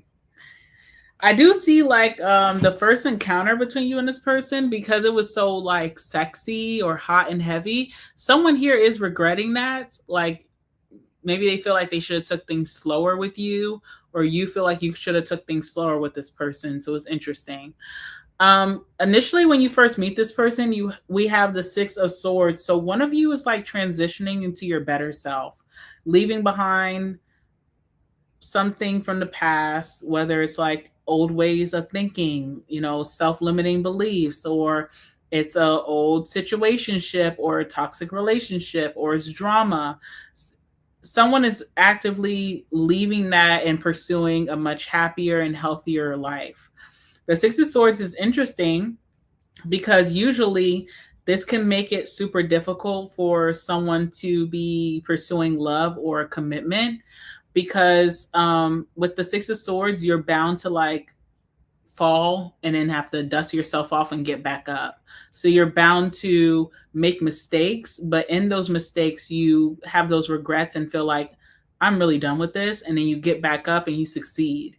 So sometimes it can give a little bit of trial and error in relationships, because someone is trying to find themselves and be consistent on their new course. Now, I'm not too much like, I don't feel any type of way about this coming out in your reading, because I'm not really concerned about this, because it came out as the first card and this is like how you guys meet each other. But I see a lot of growth from someone throughout this spread. One thing for sure that kind of shows that you and this person are kind of meant to be is the Three of Pentacles. There's this deep partnership that you and this person will have, like being able to work very well together, cooperate, value each other's opinions and actions, working really well as a team, feeling like you and this person are on the same page when it comes to goals, values, what you want out of life, and how you guys can do this together. So you guys are going to be working very well together. And surprisingly, that's not a trait that is very common sometimes in love. Sometimes it's like, sleeping with the enemy, or you can't see eye to eye, or one person has to dominate and the other person just kind of submissive. I feel like you and this person are both the co-pilots of this ship or this plane, whatever it is. So that's very telling for me, and that for me makes a really great relationship. Nine of Cups. Okay, so there's the energy of like, this is my dream girl, this is my dream guy. This person could think very highly of you. They could feel like they just won the lottery when they meet you, because it's giving from personality to how agreeable you two are, to especially your looks and aesthetic, because of that Ace of Wands. And you could feel that way about this person as well. I also feel like someone here is like a positive enabler. So there is this energy of being spoiled, or being able to ask and receive from this person, because they love to spoil. They love to give. They love to give you your true heart's desire, or just do really nice things for you. Even if you are being a little spoiled brat, they still do it for you to show you that they are all in, or that they love you. All right. Challenges that I do see: the moon. Okay. So with that moon, the moon can be like secrets. There could be certain things that you or this person want to stay very hush hush about, because there's maybe a fear of judgment, or being misunderstood, or just not feeling like you're confident enough to expose yourself in that way. It's like, whether they judge me or not, I don't feel confident to let them know this. So there are a little bit of secrets between you and this person.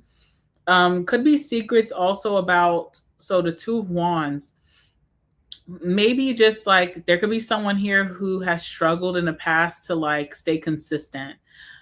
This could be someone who has shiny object syndrome. Now, that shiny object syndrome has busted someone on their ass a couple of times because they went for what they thought was better and have been deceived and fell on their ass a couple of times. That's the Six of Swords. So even as this person is learning not to be that way, they almost still don't want to expose themselves because it's embarrassing based off of the things that has transpired in their past, or just even maybe even exposing themselves that I was a little bit of a clout chaser in the past, you know? No shade, okay, for whoever this is. I'm not judging at all, but you know, it's kind of showing with that Two of Swords to the Moon. Someone has insecurities about just falling for the agenda in the past and not sticking things through with like maybe good energies. Um, so yeah, so someone here just kind of hides their emotions. It's interesting too because the other counterpart here, the King of Swords, so there is a masculine here who is not very like emotionally open anyway. So I feel like it's difficult for the person who hides their emotions to feel like even if I do feel comfortable with this person, to bring it up because this person never really shows me their emotional side. I don't know how they deal with emotions. So there's a little bit of a challenge between you and this person there, okay? King of Swords, whoever this is not like a detached, cold, burdened individual. This person is very curious and just super logical thinker, okay? And they are super curious about the person that they're connected to. I see this King of Swords looking at the Two of Wands. So, whoever this King of Swords is, they do usually dominate connections, or they're the ones who make the decisions, or they're the one who has like a lot of control and assert themselves. But I almost feel like whoever this King of Swords is kind of like super curious about this person opening up, and they don't want to overshadow that. So they kind of like hold back a lot. They hold their tongue a lot. They don't make heavy judgments. They don't speak their truth or their opinions a lot. They kind of just reserve themselves a lot. They may not show their emotional side, but they're super curious about this person's innermost thoughts, how they truly feel, what hurts them, what are they sad about. So they kind of just like do a lot of watching. They probably should do more talking, but I feel like I don't know, it's kind of awkward a little bit sometimes between you and this person when things get really like deep, when it comes to like family drama, when it comes to talking about your feelings, when it comes to what do you want out of your future. It's a little awkward, and I see both of you guys don't push. So that's what I see as a challenge, but it also shows a lot of respect. Like whoever this King of Swords is, I feel like they are very opinionated, and they just hold their tongue and try to give space for the person that they're wanting to know more about. But that person doesn't say anything when that space is given. So it's interesting. All right, so let's talk about this person's job or what they do for work or their finances. I feel like this person is super productive. They also know how to delegate. So, whatever their weaknesses are when it comes to how they can make money, they are just okay with giving that off to their team, to their coworkers. It's not an ego battle at work. It's like, however, we're going to make this money. So, this person likes to work in a system. They work in an environment that's very group oriented. I also feel like their coworkers could be like their friends, like real friends. Okay. So there's something going on there with that. Within this connection, you and this person tend to get a lot of desires in life. So if it is about career, business, or finances, you guys kind of just make those manifestations happen. All right. Being together or just being aligned during that time. When it comes to this person's family, they do have a big role in their family, and it doesn't come off as the most loving.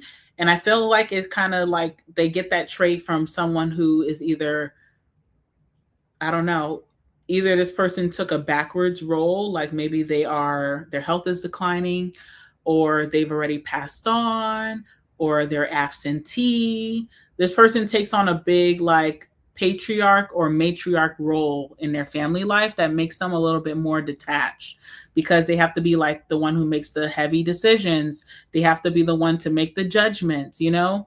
So it's almost like it doesn't seem like a very lovey-dovey type of family relationship, but they do hold a ton of responsibility.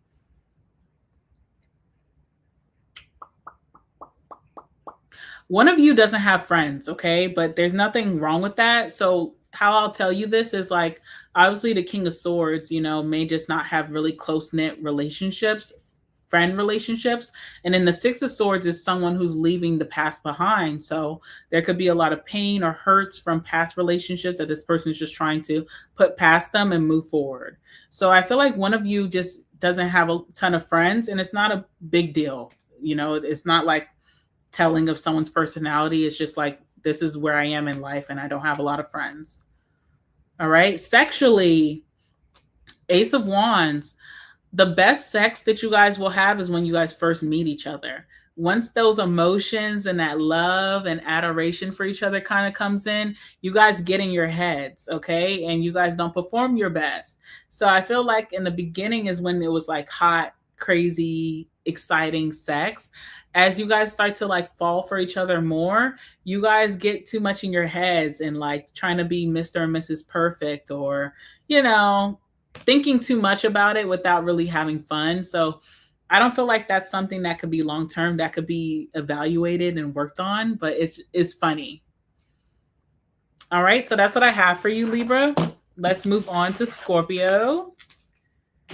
Oh my God, that was interesting, Libra.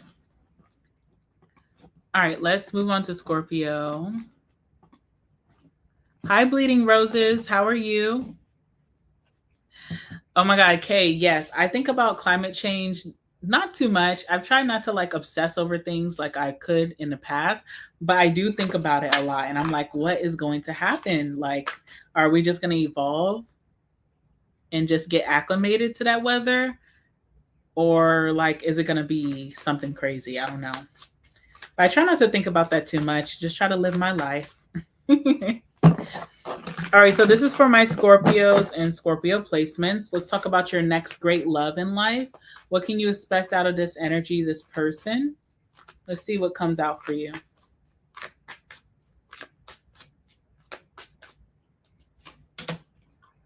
All right, we have the Page of Wands.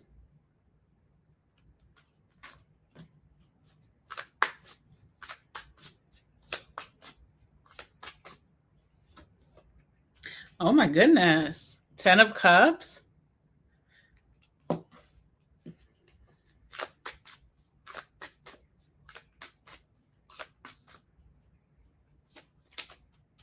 The Star.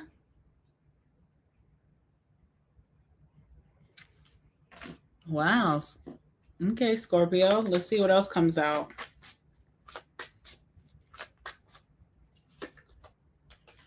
Nine of Cups.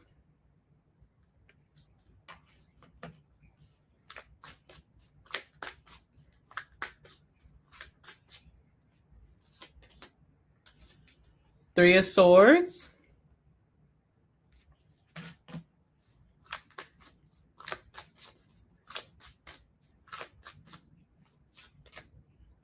Oh, Five of Cups. Wow. All right, let's talk about it, Scorpio. It's interesting how this kind of took a turn. But I'm going to keep it so real with you.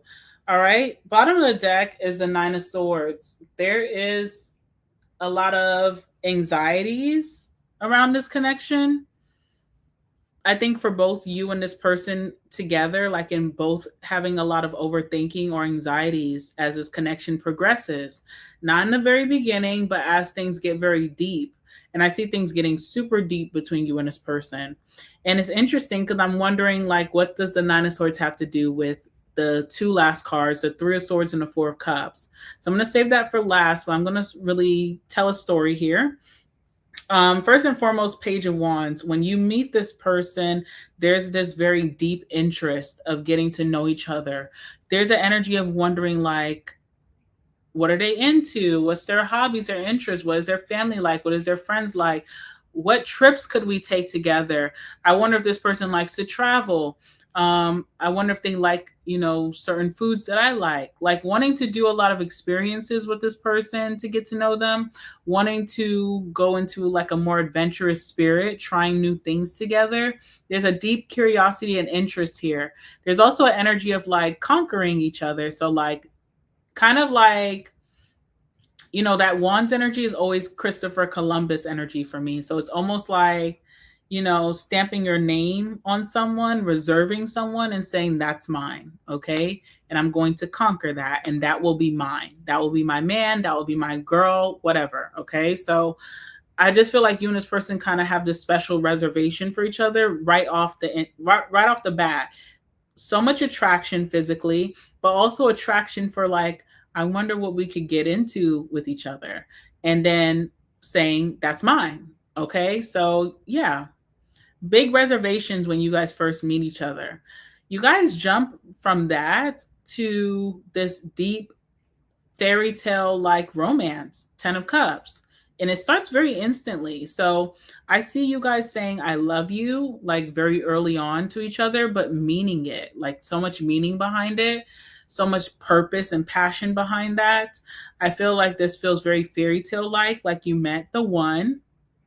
I feel like the families, you and this person's families, like get along very well, blend very well.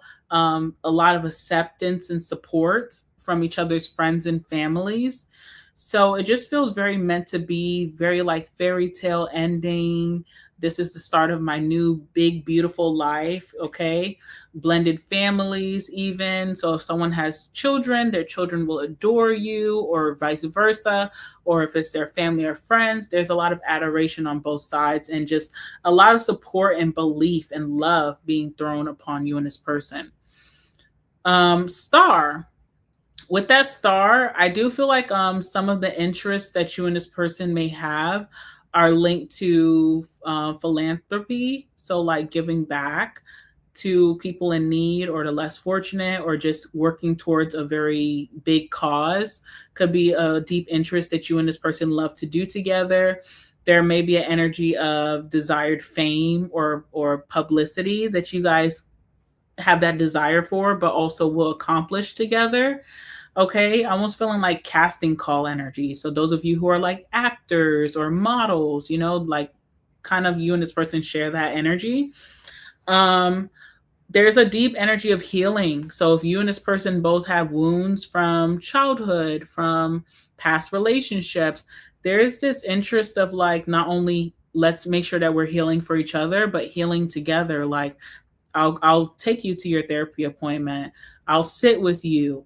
I'll sit all night under the stars and listen to your pain. You can cry on my shoulder, that kind of vibe. Okay. The star also gives a deep interest on like aesthetics. So you and this person could be into aesthetics, or if you have certain things that you want to change about yourself, this person's like your support. They're like, I got you. Like, do what you want, and I'm gonna go with you. This is like spa dates, nail dates, barber, hair salon. This is also like skincare. You guys could take a big interest on skincare and do that together. All right.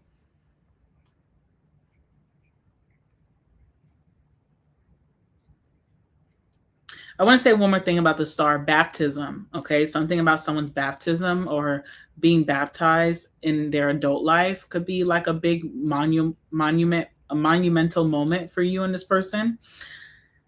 All right. Continuing the fairy tale, Nine of Cups, being each other's true wish desire, feeling like this is my dream person. This is the person I want to be married to. This is the person I want to build a life with. I want a family with this person.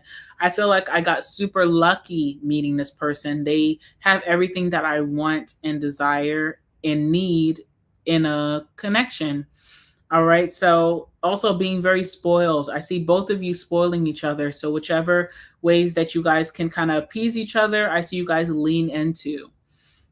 This is like a very like highly like, what's the word? Like, I could see a lot of people being jealous of what you and this person have. Okay. Because it's very desirable. Now, we do have the Three of Swords and the Five of Cups. So something happens linked to this, the mindset, because the Nine of Swords it's linked to overthinking, okay? Something happens that causes some type of disappointment between you and them that kind of ruins this really great vibe that you guys are on.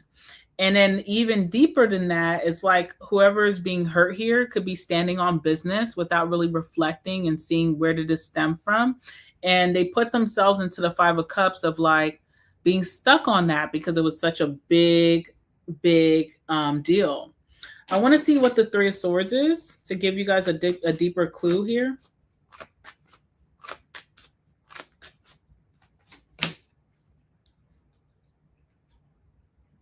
So interesting how this came out.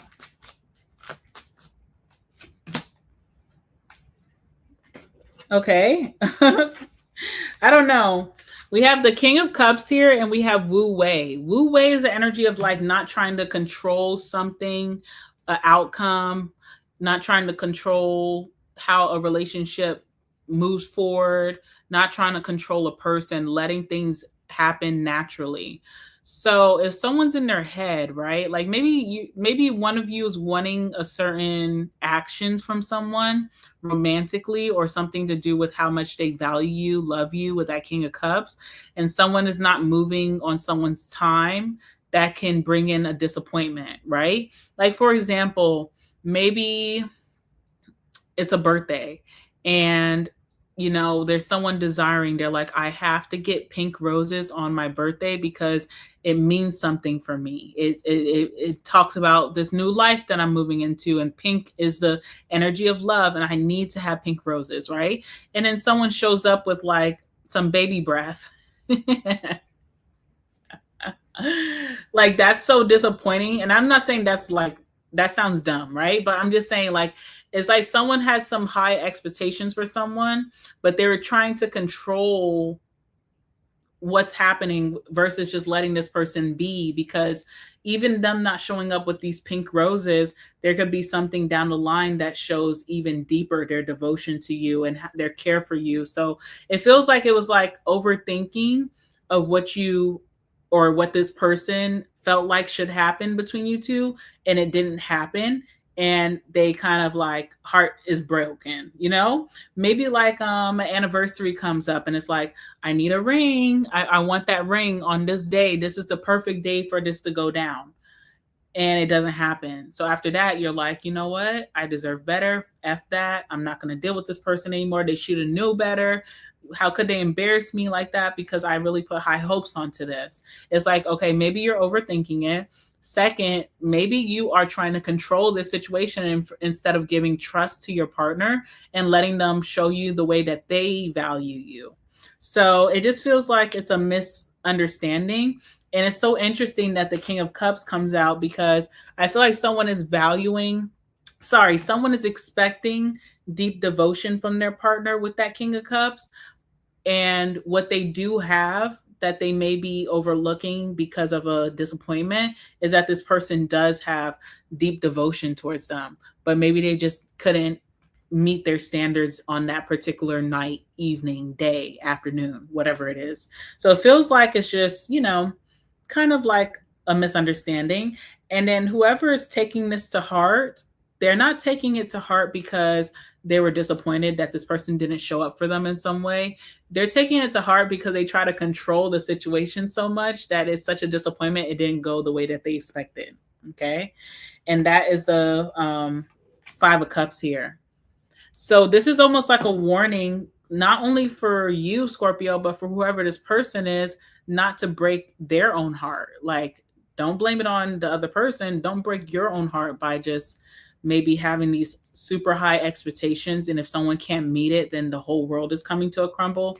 Or not trusting your partner to like really wow you deeper than what you have in your head, because what you could be thinking could be so small in comparison to what this person really is being moved to do for you. And it's also just how perfect the situation was going. It's so in sync. Everything just seems so perfect that that one disappointment could feel like a catastrophe because they're used to being spoiled and overly adored by their partner. It just feels like it's like a misunderstanding here. When it comes to the longevity of this situation, it definitely could be something that is long lasting, especially with that Star card and the 9 of Cups and the 10 of Cups. This is a relationship that will never run out of love. You know, you ever seen like older people and they're basically just partners living together, but you feel like they don't love each other anymore? This is not that situation. This is something that love will lead and continue to grow and develop until old times. So I really like that. Also, with the Star and the 9 of Cups, it talks about like a true wish coming true. So if you've been manifesting your greatest love, this is it. The only thing that's threatening that is this misunderstanding and that control factor, which I feel like it may be like a little bit of a separation between you and this person, but I feel like if you guys can really value how worthy this connection is, you guys will come back together. So I'm not too worried about that. All right. What else do I want to say? Finances with this person. I'm not seeing any concerns financially. I feel like you and this person biggest struggles in life has to do with like emotions and connections. But when it comes to money and finances, doesn't seem like an issue between you and this person. So it seems like it'll be really fruitful. Friendships, you guys both have very deep, loving friendships when this comes in. Also with family, deep bonds with your family as well. So that's amazing. Um, did I talk about sex? I don't think so. With sex, you and this person keep the fire going and keeping things really hot because you guys kind of help discover new likes and interests in the bedroom together.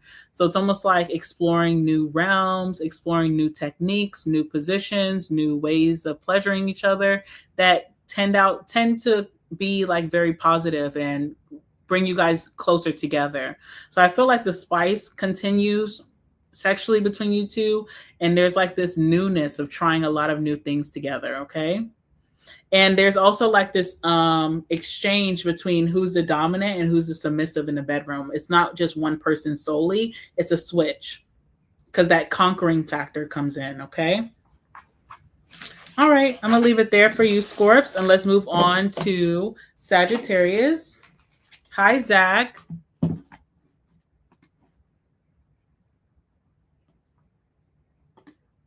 All right, hold on. Oh, okay, bleeding roses. He's always in his head and says, I'm too slow to respond. Oh, Lordy. That sounds interesting, but you know what? I have high hopes for you guys for sure. Tell them we're not getting married tomorrow, but we can in the future if all goes well. Oh, well, good for you, like standing firm on like we got some things to work out before we make such a heavy commitment, and it should work out.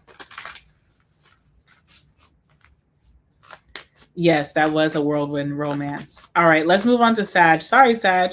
All right, so this is for my Sagittariuses and Sagittarius placements. Your next great love in life, I'm going to cover all bases that come out for you and this person. All right, so let's talk about your next great love in life. Give me the next great love in life, this person, the energy for my Sagittarius and Sagittarius placements. All right, first card we have right off the bat is the Hierophant. So we got a teacher on our hands here. We'll talk about that. See what else is here. Two of Swords.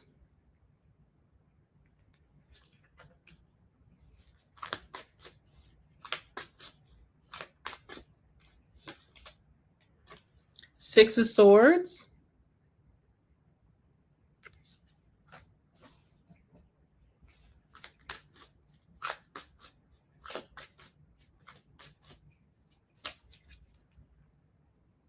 Three of Wands.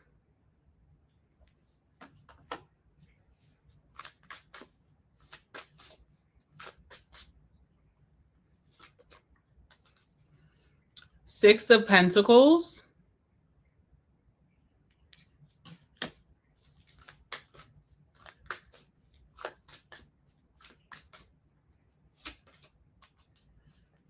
And the Four of Wands. as your last card, okay? All right, let's start with what's on the bottom of the deck. Ooh, we have the moon on the bottom of the deck, okay? So definitely know that when you and this person first meet each other, there you guys are both hiding a lot from each other.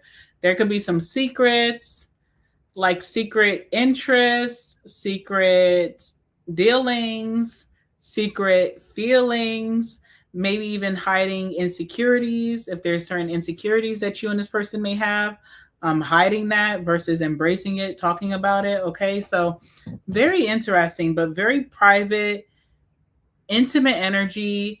I also feel like hidden energy, like when you guys first meet, not really putting the connection out there on social media, between friends and family, um, co-workers. It's kind of like very private, very hidden. Okay. But I also feel like you and this person may be the type that do not trust easily, or both of you are trying to see who's going to reveal their hand first. So there's like a lot of private energy, like holding back. Okay. All right. So let's see, what can we talk about with this? All right, first and foremost, I got the Hierophant. So as the first card. Um, all right. How should I start this? Okay, so how you may meet this person could be at some type of institution. So could be at a college, a school, university, at a bank, at church, um, a museum. I don't know. Hmm. Also, could be divine timing with the Hierophant, because Hierophant does talk about, like, God, or whatever you believe in as your higher source or creator. They definitely have a say so or some type of doing in the interminglings between you and this person.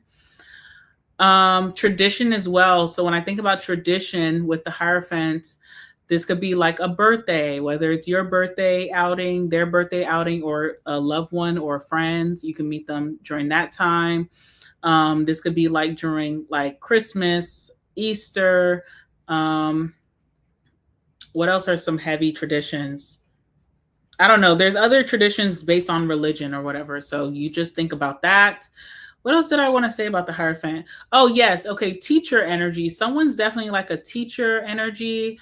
Could seem very bossy, or like kind of like disciplinarian, but like tries to motivate the other person into doing things more efficiently or what they consider to be best. So there definitely is someone here who likes to boss someone around, or it could be very informative, very wise, and likes to exert their opinion or beliefs onto this person. And the good thing about your person, or the good thing about you, is that whoever's listening actually enjoys listening. They enjoy gaining that wisdom, taking a different perception about something, or they just value this person. They trust their opinions or their wisdom. So it's almost like, even though this person could come off as bossy, I feel like this person kind of leans into that. Maybe they grew up like that with their own parents, or they just like to have a little bit of order in their life, and they don't mind if someone wants to take the lead and do that. So there is like this bossy energy when you and them first meet, and someone likes that about you, or you like that about them. It's interesting. Let's move on to the Two of Swords. Initially, I feel like there is some odds against you and this person for whatever reason. Two of Swords can talk about someone getting into your business, getting into the middle of you and their business. So, like a friend trying to discourage them from seeing you, or maybe a family member feeling like they should be going after someone else romantically, or your family or your friends could be doing this to you. There's also going to be X energy that is trying to put their 2 cents into their next connection, or who they're interested in next. So Two of Swords can be talked about like being stuck in the middle of opposing opinions and having a hard time tuning out the noise and just thinking for yourself. So you may see that with your own family, your friends, the people around you trying to tell you how to go about it with this person, if you should be seeing them, or their friends, family could be doing that about you. Okay. But it feels like you and this person decide to move forward. So obviously, those opinions were not strong enough. Two of Swords also is indecision. So this is like getting to know each other, getting closer. You're seeing that this connection is growing, and then maybe having some difference of opinions about, is this really what I want? Okay. Especially with that Hierophant, because it shows like traditional monogamy, exclusivity, getting very strong as a connection to where you guys are going to be monogamous with each other. And there could be like those thoughts really early on, like, is this getting serious too quickly? Do I need to take a step back? Do I still want to be able to be single and mingle? What else can I say? Okay, Six of Swords. Someone here is putting their past behind them and trying to move forward into their future. The only issue with the Six of Swords is that there's so much temptation, and someone is used to doing something the backwards way that they tend to kind of step on their own foot and do that again. So if it comes to maybe someone saying that they're ready for monogamy, but ended up keeping some people on the side, or if it's like how someone argues, if they have a toxic way of debating and they said they were going to give that up and not get so angry, but they end up doing that during a debate. So it's like certain ways or bad habits that this person could have, kind of tempts you guys throughout the connection, and it kind of makes things a little bit of rocky. But the biggest takeaway from the Six of Swords is that someone is actively trying to be better. There's intent and there's actions towards going towards the sun. Unfortunately, sometimes that moon, it gets a little shaky. Now, there is like your next potential or your next lifestyle upgrade, or I don't know, just upgrades in your life, things that you've been manifesting being unlocked with this person. So there's certain things that they want to step into, that they want to do, maybe even trying to move past that Six of Swords and just being better on the better side. It seems to be unlocked between you and this person with that Three of Wands. Three of Wands is like foresight, foreshadowing. You know that eventually something's going to happen. It just hasn't come yet. So there's certain things that are going to be unlocked, like maybe with your dream life, or if you want a family, or if you want marriage, or if you're wanting to elevate in your career, certain things like that you've been waiting on become unlocked between you and this person together. So it could feel like you guys just kind of take like a timeline jump or leap in some way. This person too, very generous with you, okay? With the Six of Pentacles, they always give more than they expect to receive in all forms. So this could be like, financially, they give without expecting you to give back the same amount or even, close to it. They just always are very generous with their time, their efforts, their attention, their finances, their love, their commitment to you. They give maybe even a stronger commitment right off the bat than you give them. Okay. I wanted to say something else with the Six of Pentacles. Also, this person, there's like an exchange of resources. So there's certain things that you have great resources within that this person may need to unlock their new lifestyle with the Three of Wands. And there's certain things that this person is really great or possesses that helps you out as well. So just a great resource exchange, knowledge exchange, and also very generous towards you.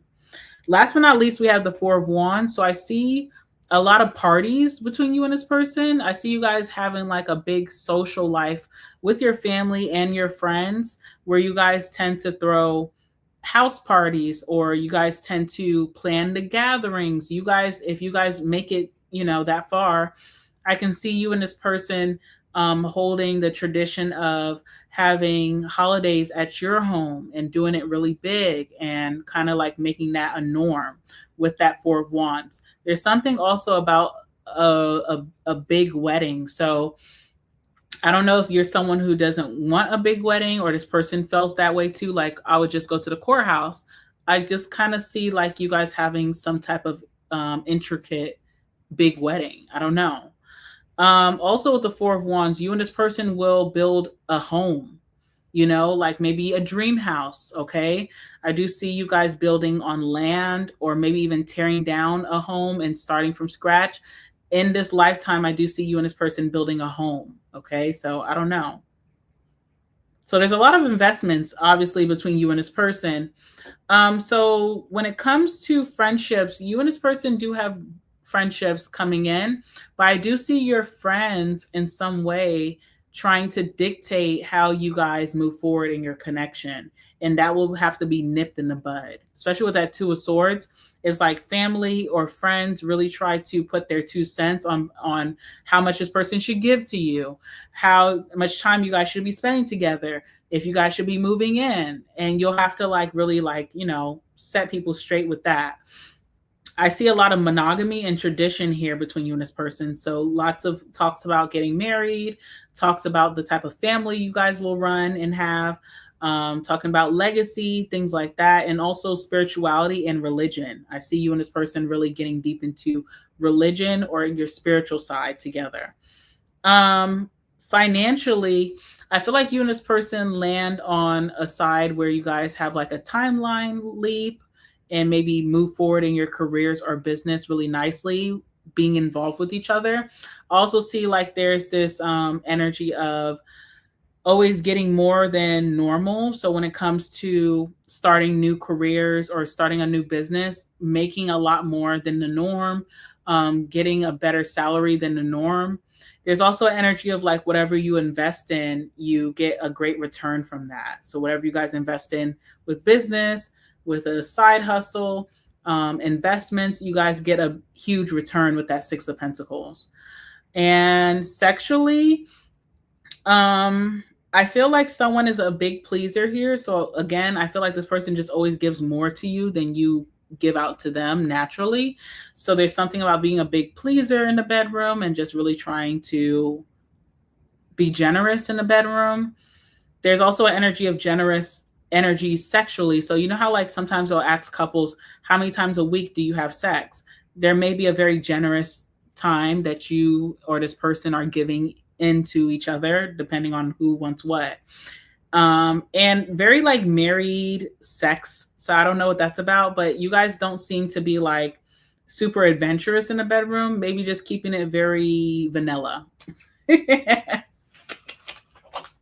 All right, moving on. Oh my goodness. Okay. Let's move on. Hi, Yin. Hi, Melanie. Hi, KXO. Hi, Jay. How are you guys doing? Oh, I did a reading on myself and I'm going to meet a Sagittarius. I'm a spiritual mentor, life coach, so on point. Well, I'm wishing you guys the best. It looks like a really grounded and like safe connection between you and the Sagittarius. So that's always good. All right, guys. So coming up next, we're going to be doing Capricorn. Then I'll be doing Aquarius and, of course, Pisces. Okay. And thank you guys for being here. I know, not vanilla.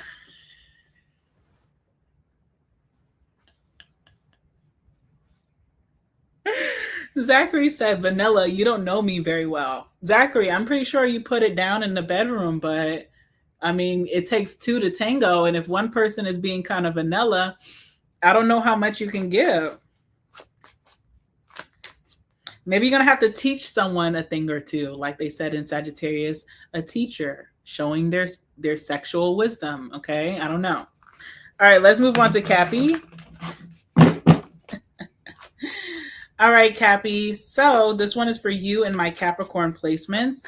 Let's talk about your next great love in life. Tell me about Capricorn's next great love in life. Anything significant? Tell me about my Capricorn and Capricorn placements. Next great love in life. Tell me all about this person.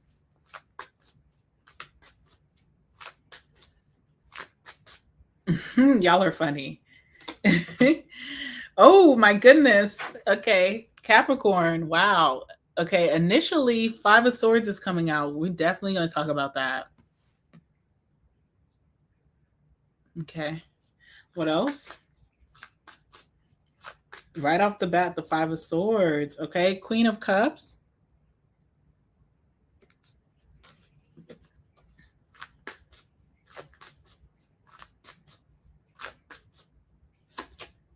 Ace of Pentacles.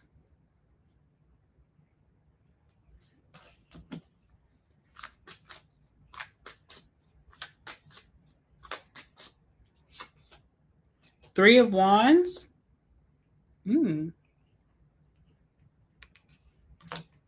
Three of Wands coming out in the same position that Sagittarius Three of Wands came out. So maybe you will be meeting a Sag, maybe? All right, let's see what else is here. Nine of Pentacles.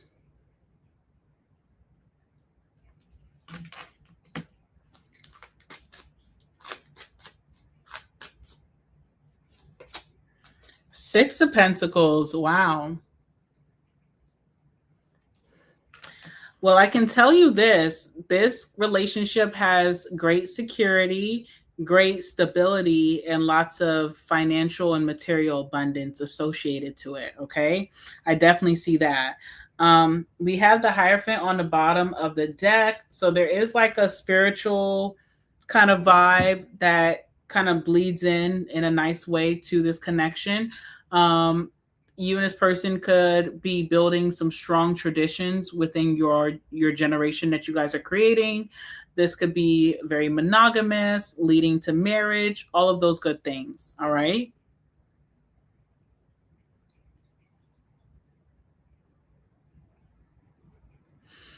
Where should we start?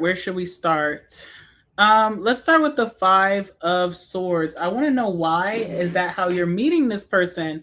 Five of Swords could be an energy of competition. So if someone's trying to compete with you, or if they are in competition for you with another person, it kind of like is a very like below the belt kind of agitating first impressions. So I don't know if this person is like trying to have some ego war with you, or if they're having an ego war with someone else over you. But it feels very like unnecessary. Like, do we really have to come in that way? I don't know. So I want to know what that's all about with the Five of Swords. Now, how you can meet this person is like cutthroat environments. I just don't even know what that could be. I mean, obviously that could possibly be like a boot camp. That I'm sorry, I'm laughing because I'm like, Capricorn, what the hell are you doing there? All right, but this could be like a boot camp. This could be like a gym, like maybe a very cutthroat environment in a gym. This could be work as well. If you're working in a cutthroat industry, where else do I feel like this energy could come off like? Sometimes I would think like this comes off like in the medical office, because sometimes doctors are not like the nicest people. And nurses sometimes nurses are really caring, but I don't know. Sometimes like in a doctor's office, not the nicest people.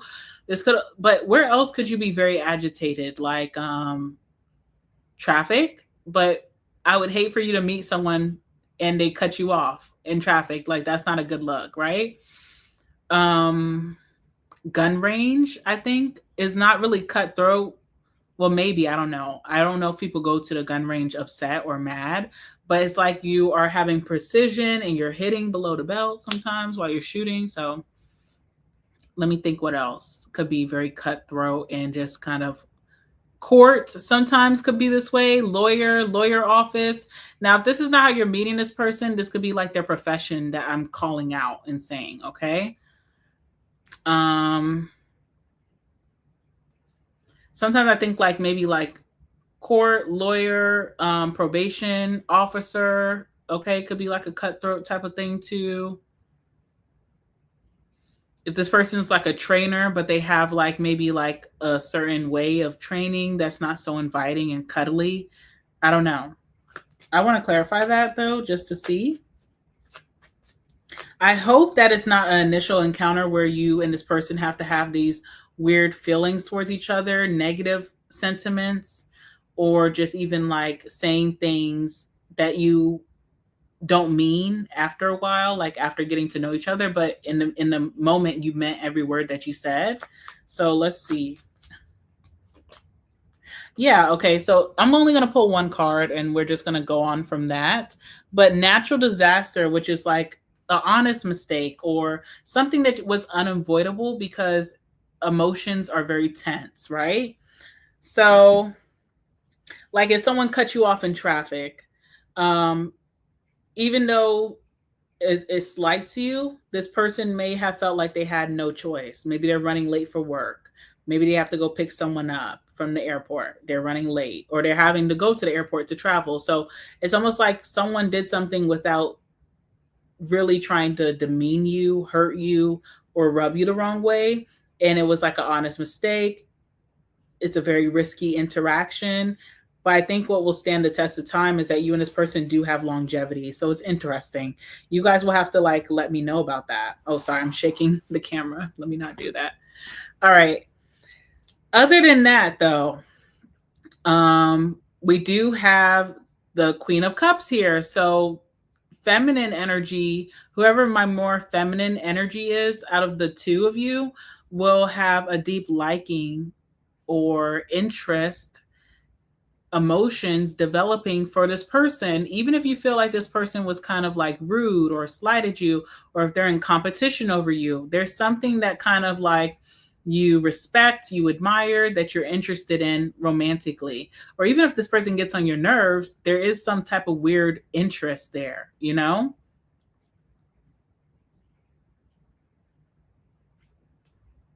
All right, moving forward. It feels like you and this person bypass the emotions in the very beginning and move on to like commitments towards each other. So, Ace of Pentacles is like when you're showing that first initial commitment to someone that you value. So, you may like, if you're getting to know someone, you may say, "Hey, this is key the spare key to my apartment is under the welcome mat, and if you're going to come by my house after, because we're going to have dinner, then you can let yourself in. I probably will be running a little late, so let yourself in." Or it's like, giving someone like a password to something that's very valuable to you, like your phone or email or something else. It's like that trust and that loyalty that you get to someone. What's interesting is that I do see emotions here from the feminine side, but I'm not really seeing a lot of emotional energy between you and this person. I don't feel like that's how you guys will communicate or show value to one another. I feel like it comes from material, financial, and investments and commitments and loyalty. I feel like that's how you and this person kind of vibe out. So there is that initial commitment. Even if you're masculine, for my feminines, even if your masculine is not very emotional and doesn't really show you emotions, they show devotion through commitment, loyalty, or even buying you nice things, making investments in your life. That's how they show that they're down for the cause. Okay, just like I said in Sagi's reading, Capricorn, you're no exception. Three of Wands, there's a lot of foresight of what this connection could be. When you and this person start to develop, this commitment and dealing with each other, you can see this going very far and they can see it going very far. They could be already planning out their life with you. They're thinking about how you guys can intermingle your lives and come together, cohabitate. What is our future life going to look like? Are we going to have children? Where are we going to get married? What kind of marriage are we going to have? Our wedding? What traditions are going to be for us? What are we going to do with how are we going to intermingle our family? So there's a lot of foresight about the future when you and this person have developed, this familiarity with each other. Nine of Pentacles. I don't feel like finances is going to be an issue for your person, nor you, when this is happening. I see elevation with finances, like making more money during this time. I feel like you guys are really into luxury experiences and items. So you may find that you and this person love to shop together, love to buy each other nice things, like to go on really nice trips and get the really nice seats on the plane, like to indulge in the finer things of life. Even when it comes to like hobbies and interests, there's like a almost like an upper echelon vibe that you and this person really enjoy together with that Nine of Pentacles. Um, who did I say this about? I think it was either Taurus or Gemini, but with the Nine of Pentacles, independence. This is not like a codependent type of vibe. You and this person don't need to be up under each other at all. You guys can go your separate ways and still feel very deeply connected. You guys really enjoy your freedom or alone time. And when you guys come together, you guys come together. But when you're apart, there's no insecurities or no feelings like, we need to be together 24/7. So there's a big, deep independence that you guys both value about each other. And that trust, again, there's a deep loyalty here or deep trust that you and this person will have. Last but not least, we have the Six of Pentacles. This is the last card, which is interesting because I feel like someone's making heavy commitments towards you and showing you that they value you. But I feel like you have not even seen this person's generous side until like some time has passed. I feel like this person gives it like a couple of months with you, just kind of figuring you out and seeing how loyal are we going to be to each other. And once they're really sure, they get super generous. This is like someone making like a big investment into your savings account. This is like someone paying off a debt for you that's been hanging over your head for some years. I feel like this is like someone being generous with your family, like buying them things or affording some type of experience for you guys to do together. So there's like, this person's generous, of course, when you first meet them, but you have no idea that as time moves past and this person really locks in that you're their future, they're going to make really heavy investments for your lifestyle, for you to enjoy independently. And when I say that, I mean like they don't need to be any part of the benefit. They're not buying or investing in experiences for both of you. It's solely for you and what you and your family can benefit from. So I feel like that's how this person shows their love. Not a big romantic, not someone who's like super lovey-dovey, but how they show value based off of like putting their money where their mouth is or their time where their mouth is, making very heavy investments in your life. Okay. So finances is not an issue for either one of you, very independent people during this connection. Like friendships, I feel like there's solid friendships here. It doesn't feel like the friendships are in each other's business. So I feel like people know how to stay in their place in both of your lives, which is really good. But there's a lot of support here for you and them. Family seems healthy. It doesn't feel like a toxic environment with family, very normal family, whatever normal means for you. And sexually, I feel like things are good. I don't think it's like anything that like shakes you up. I feel like you've had crazier sexcapades like in your younger life. This is just good and great. And I think even better than that, like after that, this person just commits more to you, whichever that means. So it's like we have good sex and then, you know, the next day they're telling me that they just bought me something or we're going on a trip together or, you know, like I think the romance part or like the bond is deeper of like commitments and upgrades and moving towards the future, if that makes sense. But it doesn't seem like sex is boring or bad. It's just like I feel like you guys have both had better, crazier things. There's nothing crazy about this. Seems very normal to me. And there's so much commitment here. Okay. So much loyalty, devotion, commitment, investments, generosity from your person. A very, very generous person. Okay. Anything else I want to say about this? Let's go back to the Five of Swords, which is kind of like how you meet this person. I do feel like this person does have a jealous side to them where they do not like when people try to come and threaten what they have made heavy commitments to. So if it ever comes to be that someone approaches you when you're out and about with this person and they're hitting on you because they didn't know that you and this person are together, that's when you kind of see this person get angry. Okay? Like they don't play that. So when it comes to what's theirs is theirs, Capricorn is theirs, but I think that this person has a very calm energy. But when it comes to like threatening things that they have committed themselves to, that they have loyalty to, you will see this person's nasty side. Okay? I do feel that for real. All right, moving on. Moving on to Aqua, of course.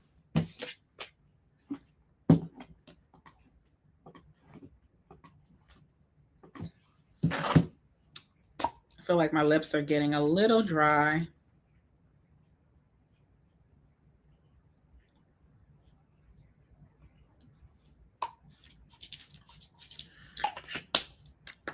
All right, Aquarius, this one is for you.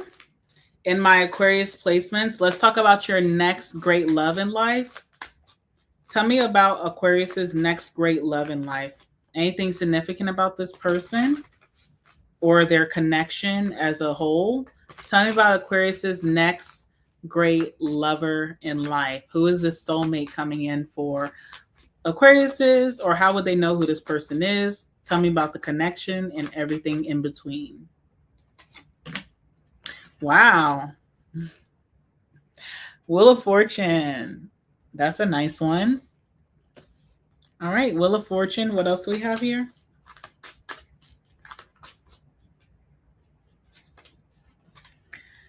Queen of Wands.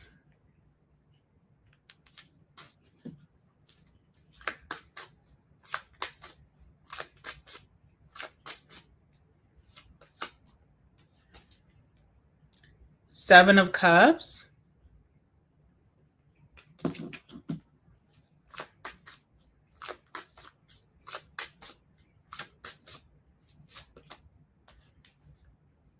Ten of Cups.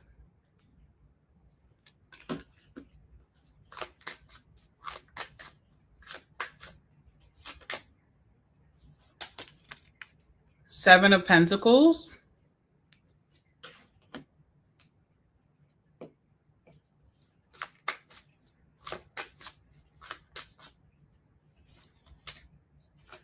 Magician. Woo, this is very purposeful, this connection, okay? Bottom of the deck, we have the Five of Wands. I definitely feel like this is someone that you will be bumping heads with quite a bit. It feels like you and this person have very strong opinions about certain things, and you guys don't see eye to eye about that. And you guys both don't shy away from telling each other, like, I don't see eye to eye with what you feel. Okay. So it just feels like there is a little bit of like pettiness between you and this person. Arguments, debates, but it doesn't kill the connection. It's just like very strong personalities, okay, with difference in opinions. All right, there's a turning point for you and this person once you guys meet each other.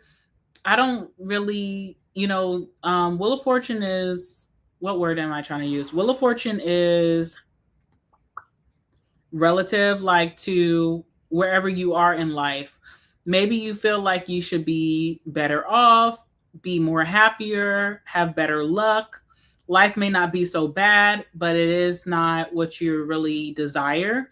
And the Wheel of Fortune comes and switches that around. So it's like having more positive outcomes, having better luck, changes for the better, something like that. You and this person meeting each other is like a turning point for both of you to just have better days and just happier days, more lucky days, more manifestations coming in, change for the better in your lives, maybe taking different directions for a more positive outcome, that kind of thing. All right, Wheel of Fortune is an energy of like the seasons changing and luck. So you could meet this person when we're leaving, like whenever seasons, because some of you guys may already know this person. So whenever the seasons were changing from, spring to summer, summer to fall, fall to winter, you can meet this person on the cusp of those times. This also could be like like luck. So like if you were going to play the lotto, if you went to the casino, if you're at a card game, you know, if you're doing like a card game or whatever. What else is like very lucky?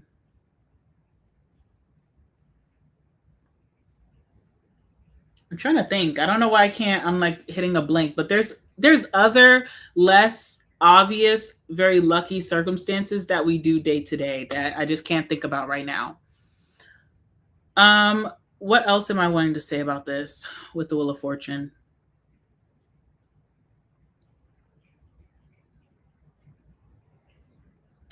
I feel like the Wheel of Fortune sometimes can feel like a quick turnaround time. So it could be like even a time that maybe you're dating someone and that's coming to a close, and you meet this person and you quickly integrate or move on. Like you don't stay stuck in your head about that past person, or they don't stay stuck in the head about their past person. It's kind of like a smooth transition of bigger and better, and you just kind of get acclimated right away. You don't need any adjustment time. So that could be something as well. Let me clarify the Wheel of Fortune. I feel like I should be saying something that is not coming to me.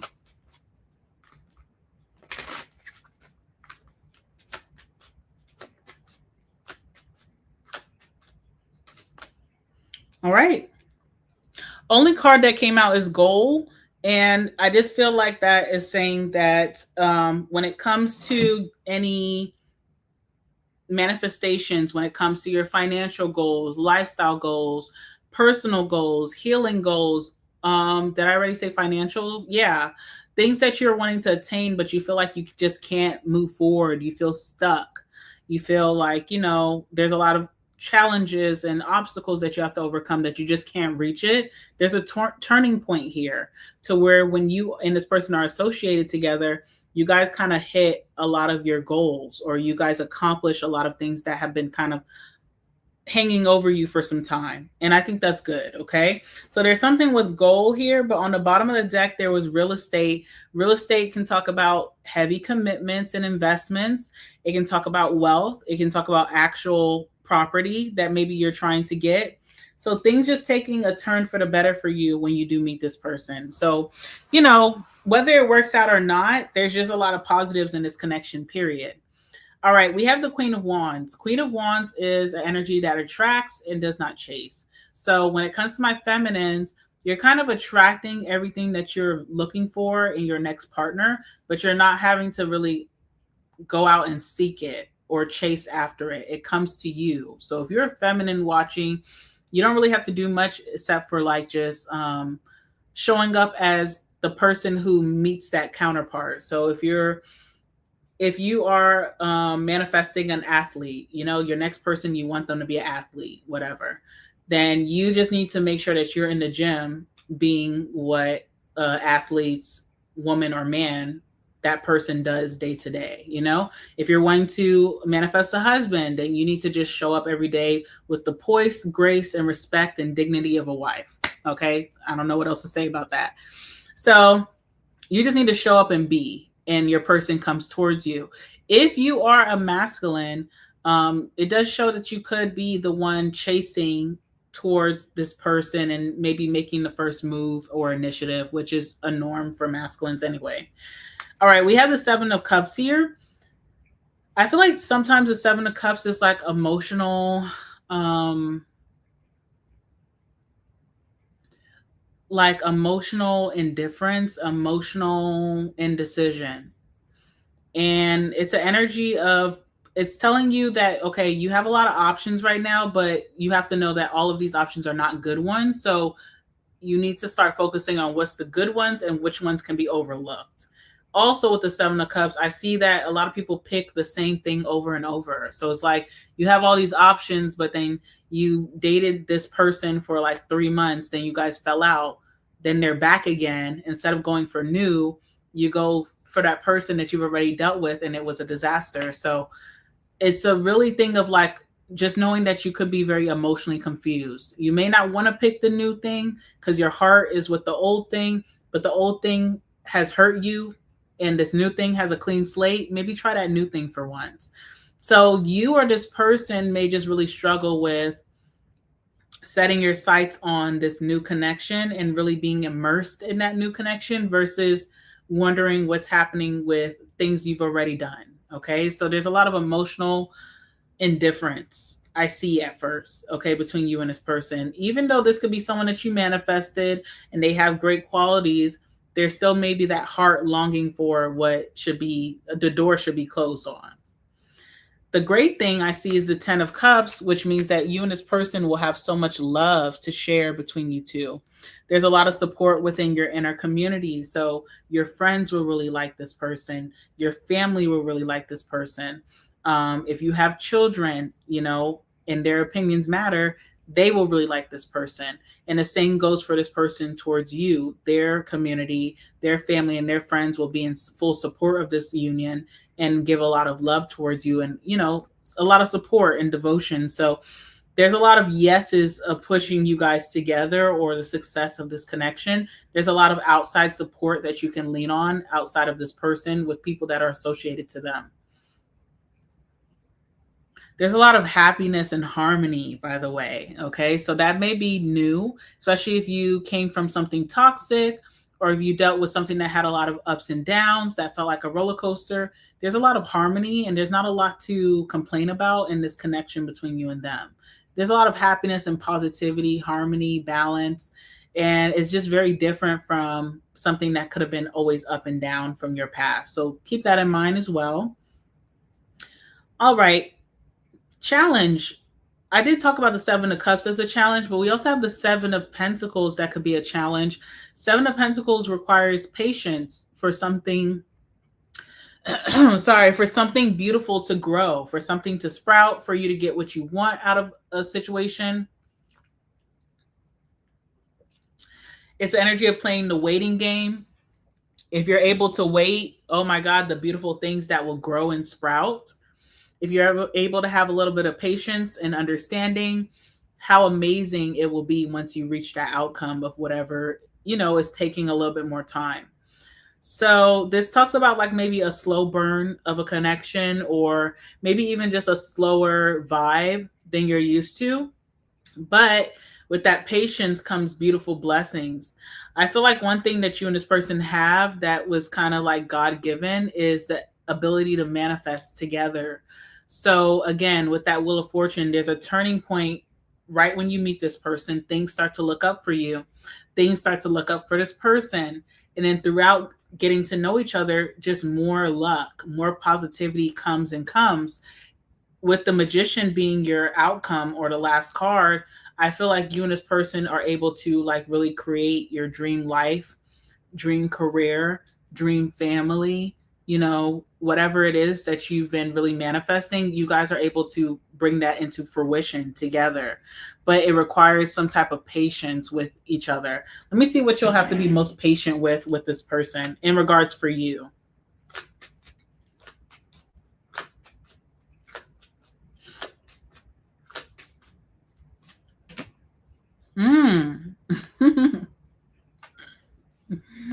All right. So we have Mask here. There's some like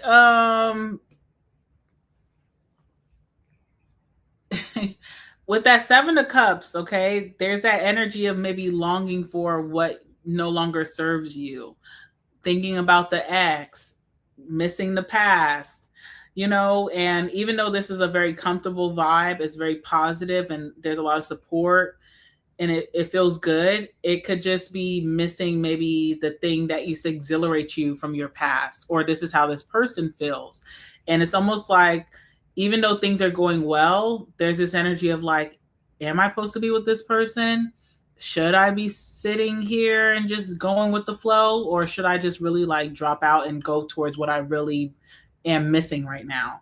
And with that mask, you could find yourself, or this person could find themselves kind of like trying to act like everything's okay, but really in their head, there's a lot of emotional indifference to what they're used to. So I feel like that's going to be an issue because some of you may just feel like, okay, if I'm not really like head over heels, then I don't really think this is the one.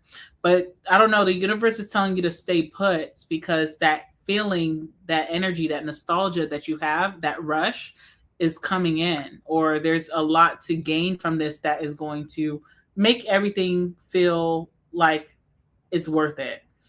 It's that energy of like sitting in front of someone and feeling like I'd rather be somewhere else, or I'm thinking about my ex, even though I don't want my ex. I'm thinking about them and just having that straight face. So that's questionable, I have to say. But something's telling you to stay put, because the Magician, like, this is what you've been manifesting. You said you wanted this type of lover. There was times where you cried out to your universe and you were wanting this type of relationship. It's here. You may not really get it now, but if you give up too early on, it'll be something that you'll regret down the line. So keep that in mind, because I don't know, it seems very positive, but for some reason I just see you not being like super convinced. Okay, and that's okay. I guess time will tell.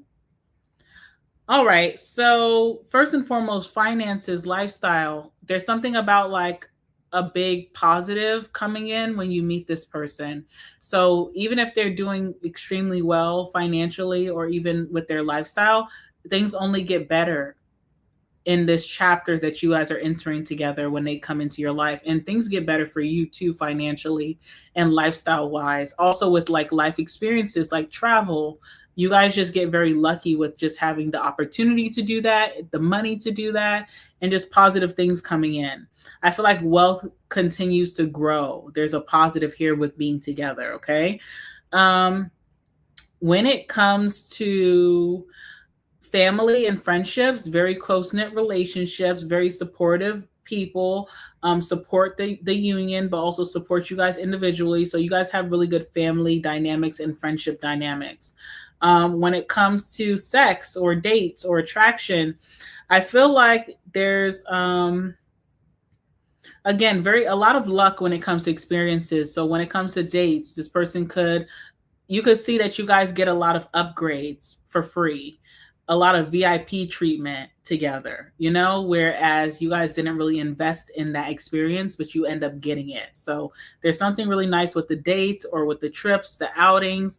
There's always some type of upgrade, favor in tow for you and this person that makes the experience 10 times better. And when it comes to sex, I feel like feminine, you have a more sexier side when it comes to your sex life. Like, you just give off like the drama, the sexy drama. I feel like your counterpart is more like lover guy. Okay. So while they're trying to caress you and hold your face and kiss you in the mouth, you're trying to put on a show. So there's like I don't think that's bad, right? Like, but I'm just wondering how does that mesh? How does that mesh? So that's what I see with that. I mean, I think sex life is going to be good and it's going to be exciting and there's a lot of love and adoration there. But it almost feels like someone is just so lovey-dovey and like Ave Maria, and you're just more so like Beyonce, the Partition song, All right. So that's what I see. Also, I'm going to say this again. Heavy blessings and manifestations. You and this person kind of like, if you guys do stay together and cultivate that relationship, people are going to look at you and say, damn, you guys did everything that you said that you were going to do, or life just seems very lucky for you two, or you guys are able to manifest so easily. And it's something there. Okay. So I'll leave it there.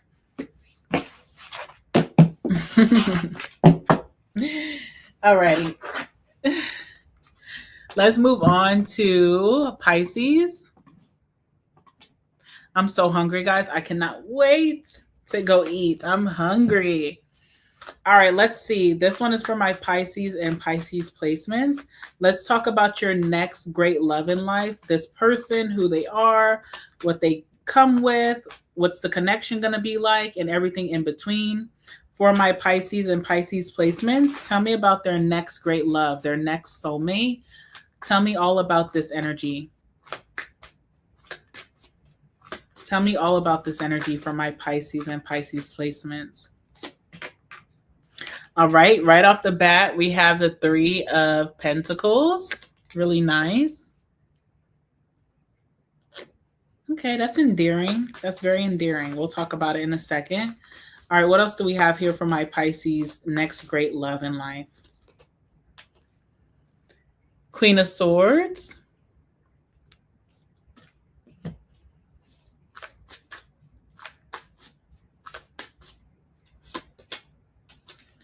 Page of Cups. Oh my goodness. Wow.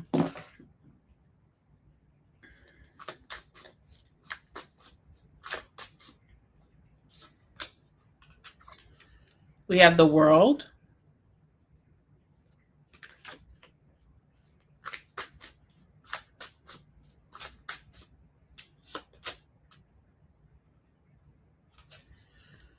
Seven of Pentacles is coming out in the same position that it came out for Aquarius. So Pisces, look out for an Aquarius.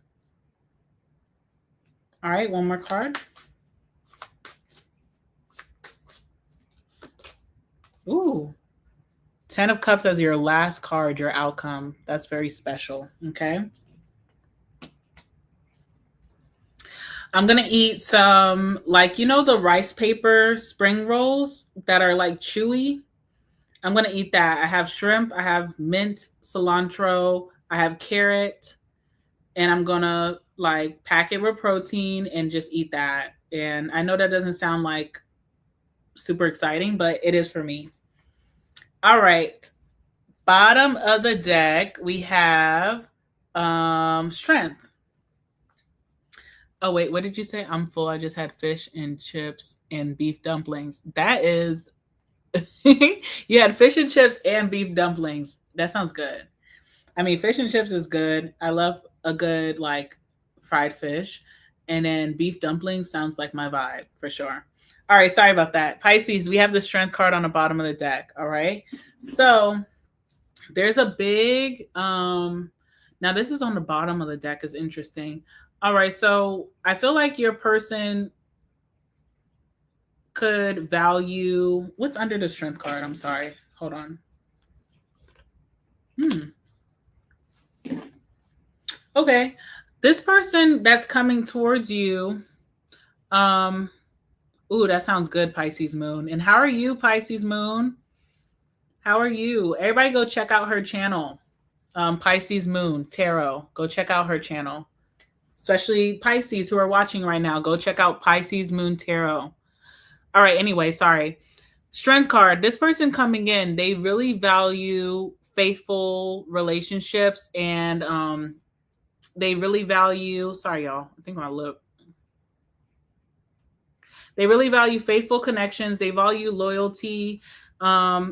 This is a priority in their life. I feel like someone has had run-ins with like cheaters, or they've been a cheater. So if they've been a cheater, then they lost out on like really strong connections. And if they got cheated on, then that's just something that they really are looking for in their next person, is someone who's very faithful, loyal, won't won't betray them, that kind of thing. So it doesn't matter who it is. If they used to be a cheater, I feel like they realize like it's not worth it, and they've lost out on really valuable connections, and they just don't want to sabotage themselves moving forward. If they have been cheated on, this is just something that really they're looking for. They're looking for someone who has discipline in their routine day to day, that they are consistent with everything that they do, that they have self-control, they know how to push themselves back from the table, when it comes to partying, when it comes to, being in very questionable scenarios without sabotaging the relationship. So that's very important for this person. And that's really like something that they really want to find. Okay. 3 of Pentacles here is coming out as your first card, and possibly how you can meet this person. So of course, this can talk about work experiences, like meeting someone by what you do for work or at the workplace, whatever. But this also can talk about just someone who's super accommodating to you when you meet them. You know what I'm saying? So like, this is like if you're carrying a whole bunch of bags, or Maybe you're trying to, put back a buggy, but you have a lot of things going on. It's like someone who will go out of their way to accommodate you in whatever way or fashion, whether that's taking your buggy for you and saying, I'll return it for you, or saying, hey, do you need some help with that? It looks like it's about to fall. I'll carry the heavy stuff. You take on the load, whatever. So someone's just very accommodating in the way that how they first meet you. Like they do something to make life easier for you in that moment. It's deeper than holding the door open. It's like something that someone just really shows that they can be a team player, or that you guys could be good at cooperating, or even showing you compromise right off the bat early on, like taking one for the team for you. Okay, so I like that because I feel like this is like this person's showing you that they're chivalrous. They're showing you that they value you. They're showing you they don't mind compromising or doing something that they don't want to do for the betterment of the union. I like that about this person. I also feel like you'll see right off the bat that this person's super productive. So they don't tend to have too much lazy time. Even when they are relaxing, they are multitasking and doing something productive with their time. This can be as simple as like watching their favorite show and then washing the dishes at the same time, or watching their favorite show, but going down the list and paying their bills, like just very productive, always seems to get into something useful to do with their time. And that may be something that you like. All right, moving on. Queen of Swords. So for my feminines, you are a tough cookie when you meet this person. They're being so accommodating to you. They're showing you compromise. They're showing you that they could be a true partner in this union. You are just very stuffy almost when you first meet this person. You may just not be wooed instantly, or you don't get excitable about just because someone's doing something nice or showing you that they're productive. You kind of just have a more logical approach when you first meet this person. You're not just super inviting. You're not going to crack a smile just because someone, did something for you. You're going to keep it very like chill. And I just see you just being like very reserved, especially emotionally. You don't show this person that you're eager about anything, that you want anything from them, that you feel fluttered by what they said. You're keeping it very concise, very reserved, and kind of detached. This person keeps trying though. There is an intimidation factor that they do have towards their feminine. But with that Page of Cups, they do keep trying. They keep trying to compliment. They keep trying to show devotion without stepping on your toes or doing too much. There's a little bit of intimidation, especially with the Page of Cups, because it shows like someone who could be sensitive to your reaction. So if you do have that straight face, if you do have that resting bitch syndrome, they pick up on that, but they also are trying to put their best foot forward with that Page of Cups. There also could be some type of apology. So someone's really good with apologizing if they feel like they offend you in any way, or if they misstepped in some way with that Queen of Swords. There is like apologies here, but there's lots of compliments. Someone's like trying to move in very slowly with their emotions with you, knowing that you are not someone who holds a lot of space for emotions right off the bat. I love when the World card comes out because it's an interesting bunch, because it talks about like not your usual type or not what you're used to. It can talk about someone who is just so far fetched from what you grew up seeing, what you grew up liking, your norm. It's like someone just kind of different.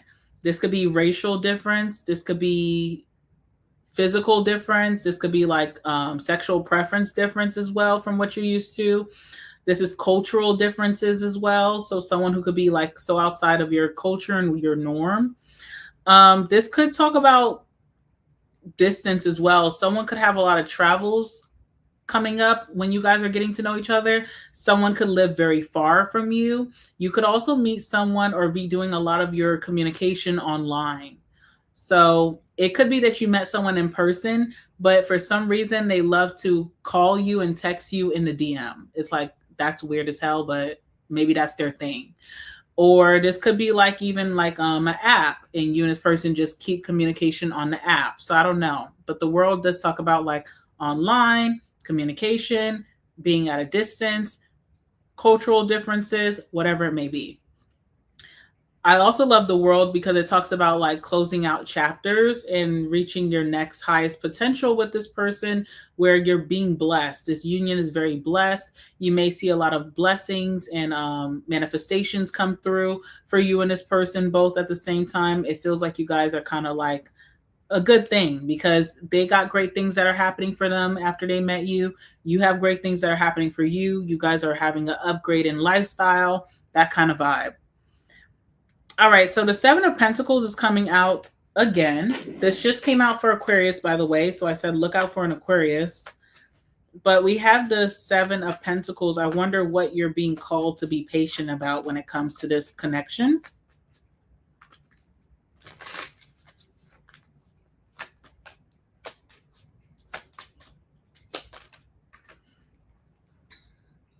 Profession. Okay, so first and foremost, this can talk about what this person does for work or what you do for work. It just depends.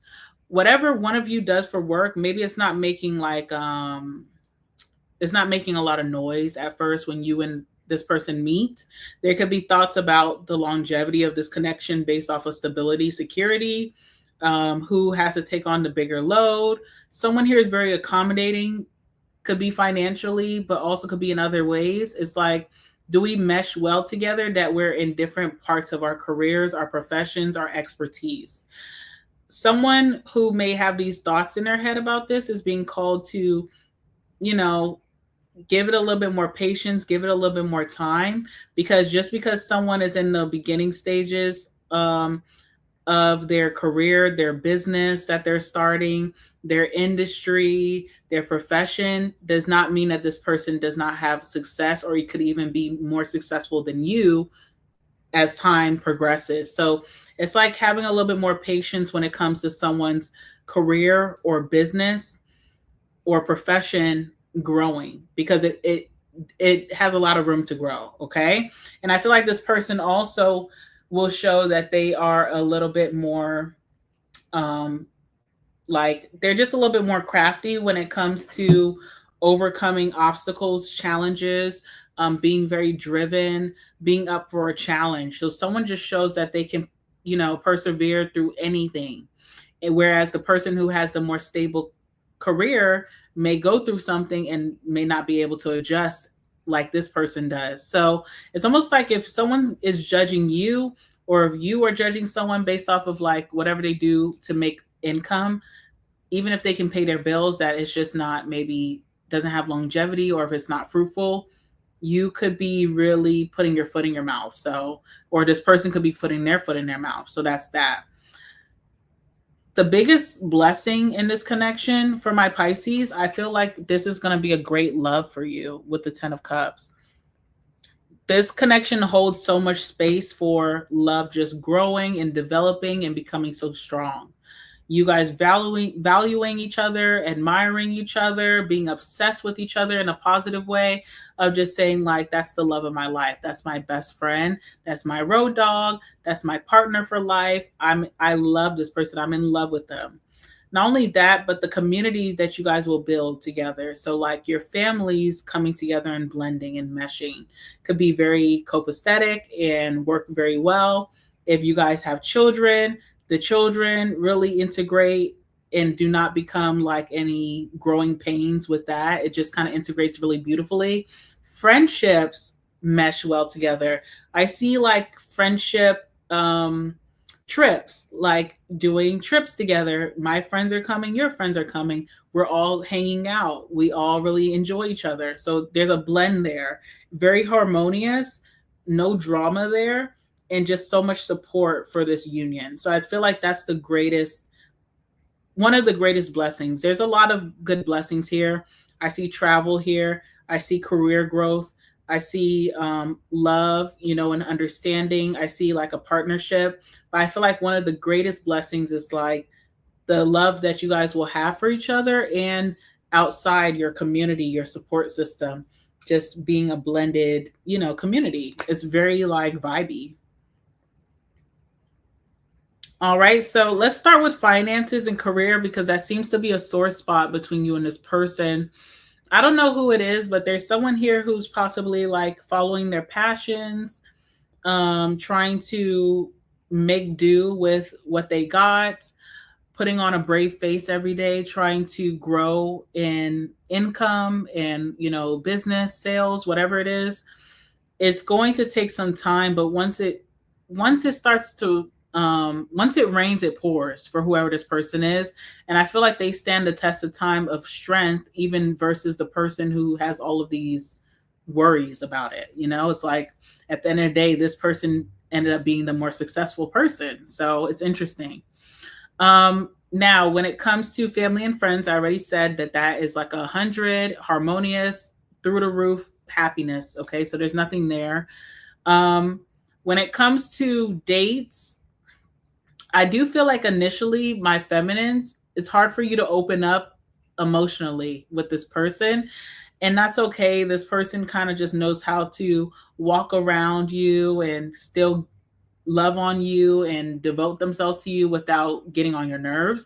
I feel like romance and deep bonding and emotional openness will come as it progresses. Okay. Now, sex, what can I say about sex? I feel like you and this person, I mean, I don't really know about like what you guys could be doing in the bedroom, but I do get with the world card that the sex life will get better and better as the years grow. So I don't know if that's like someone getting sexually more, adept, or if you guys are learning new things about each other and trying them out, or if it's the comfortability. But I feel like sex will just continue to get better and better. Okay. So like the sex that you guys have when you guys meet is no comparison to what it will be years from now. All right, what else do I want to say here? I think that's really it. Let me give some advice to my femmes, okay? Especially with the Queen of Swords. Let me see. What advice do you have for this connection? Oh, okay. When it comes to conflict, feminines, my Queen of Swords, okay? When it comes to conflict, you obviously are going to be the victor. You obviously know how to cut deep with your words. You know how to hit someone where it hurts. You know how to shut an argument down in 5, 4, 3, 2, 1. Okay. But does that mean that you always have to do that? No. So watch yourself because it's no fun in the end being a big meanie. And you may end up doing more apologies than feeling like you're in your boss corner winning, So just watch yourself because you can shut something down really quick. If you can hold your tongue when you know you're about to do damage, I feel like not only will this person be appreciative, you'll be appreciative that you didn't go so far in something that doesn't really matter for someone that you're going to end up having so much love for. So that's just it. That's just it. And then I also want to know how this person may be different from you with the world.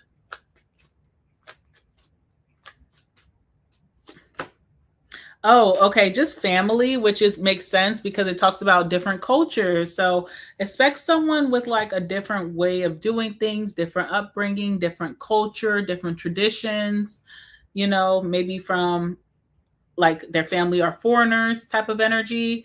And I think that'll be okay because again, I see the family like taking you in and loving you so deeply. And the same thing with your family. So it's like integrating two different traditions, cultures, whatever it may be. And that's fun. I think that's a fun time. All right. Y'all, that's what I have for today. Well, not today. I'm going to end up doing some more readings today, whether it'll be on YouTube or it'll be on Instagram, just, reading for you guys for a little bit. But for right now, I hope that you guys really enjoyed the reading. Make sure to like the video. Check out my website. I'm going to be dropping some more content on the cloud, which is where I just put like all my blog stuff. I have stuff already up there. So if you haven't read those things yet, then take some time out your day to go read those things. And what else do I want to say? Like the video, subscribe to my channel. Also, guys, too, I want to know what you guys want to see next on the channel. So if you have certain reading like suggestions, you can leave them in the chat and I'll read that back. Or you could even email me. My email, I believe, is in the description box down below. Okay. So yeah, just tell me what you guys want to see next. And that's it. Thank you, Zachary. Thank you, Kay. I hope you have a great day too. Thank you, Pisces Moon. Thank you for coming in and supporting me during this read. I appreciate you so much. A pick a card would be dope. Okay. I definitely can do that. I love pick a cards. Again, guys, make sure to, if you have not, go and check out Pisces Moon Tarot, because she's been doing some pick a cards on her channel that I've been seeing and watching. So make sure you guys go and check out her channel. Okay, especially you, because you asked for the pick a card. She's been doing some, and she's really dope reader. But we'll see. Just email me, guys, what you guys want to see next on the channel. I'll try to do some really fun, juicy readings next. All right. I'm hungry. I gotta go. I want to go eat. So I'm gonna leave you guys here. Make sure to have a great rest of your day. And until next time, bye.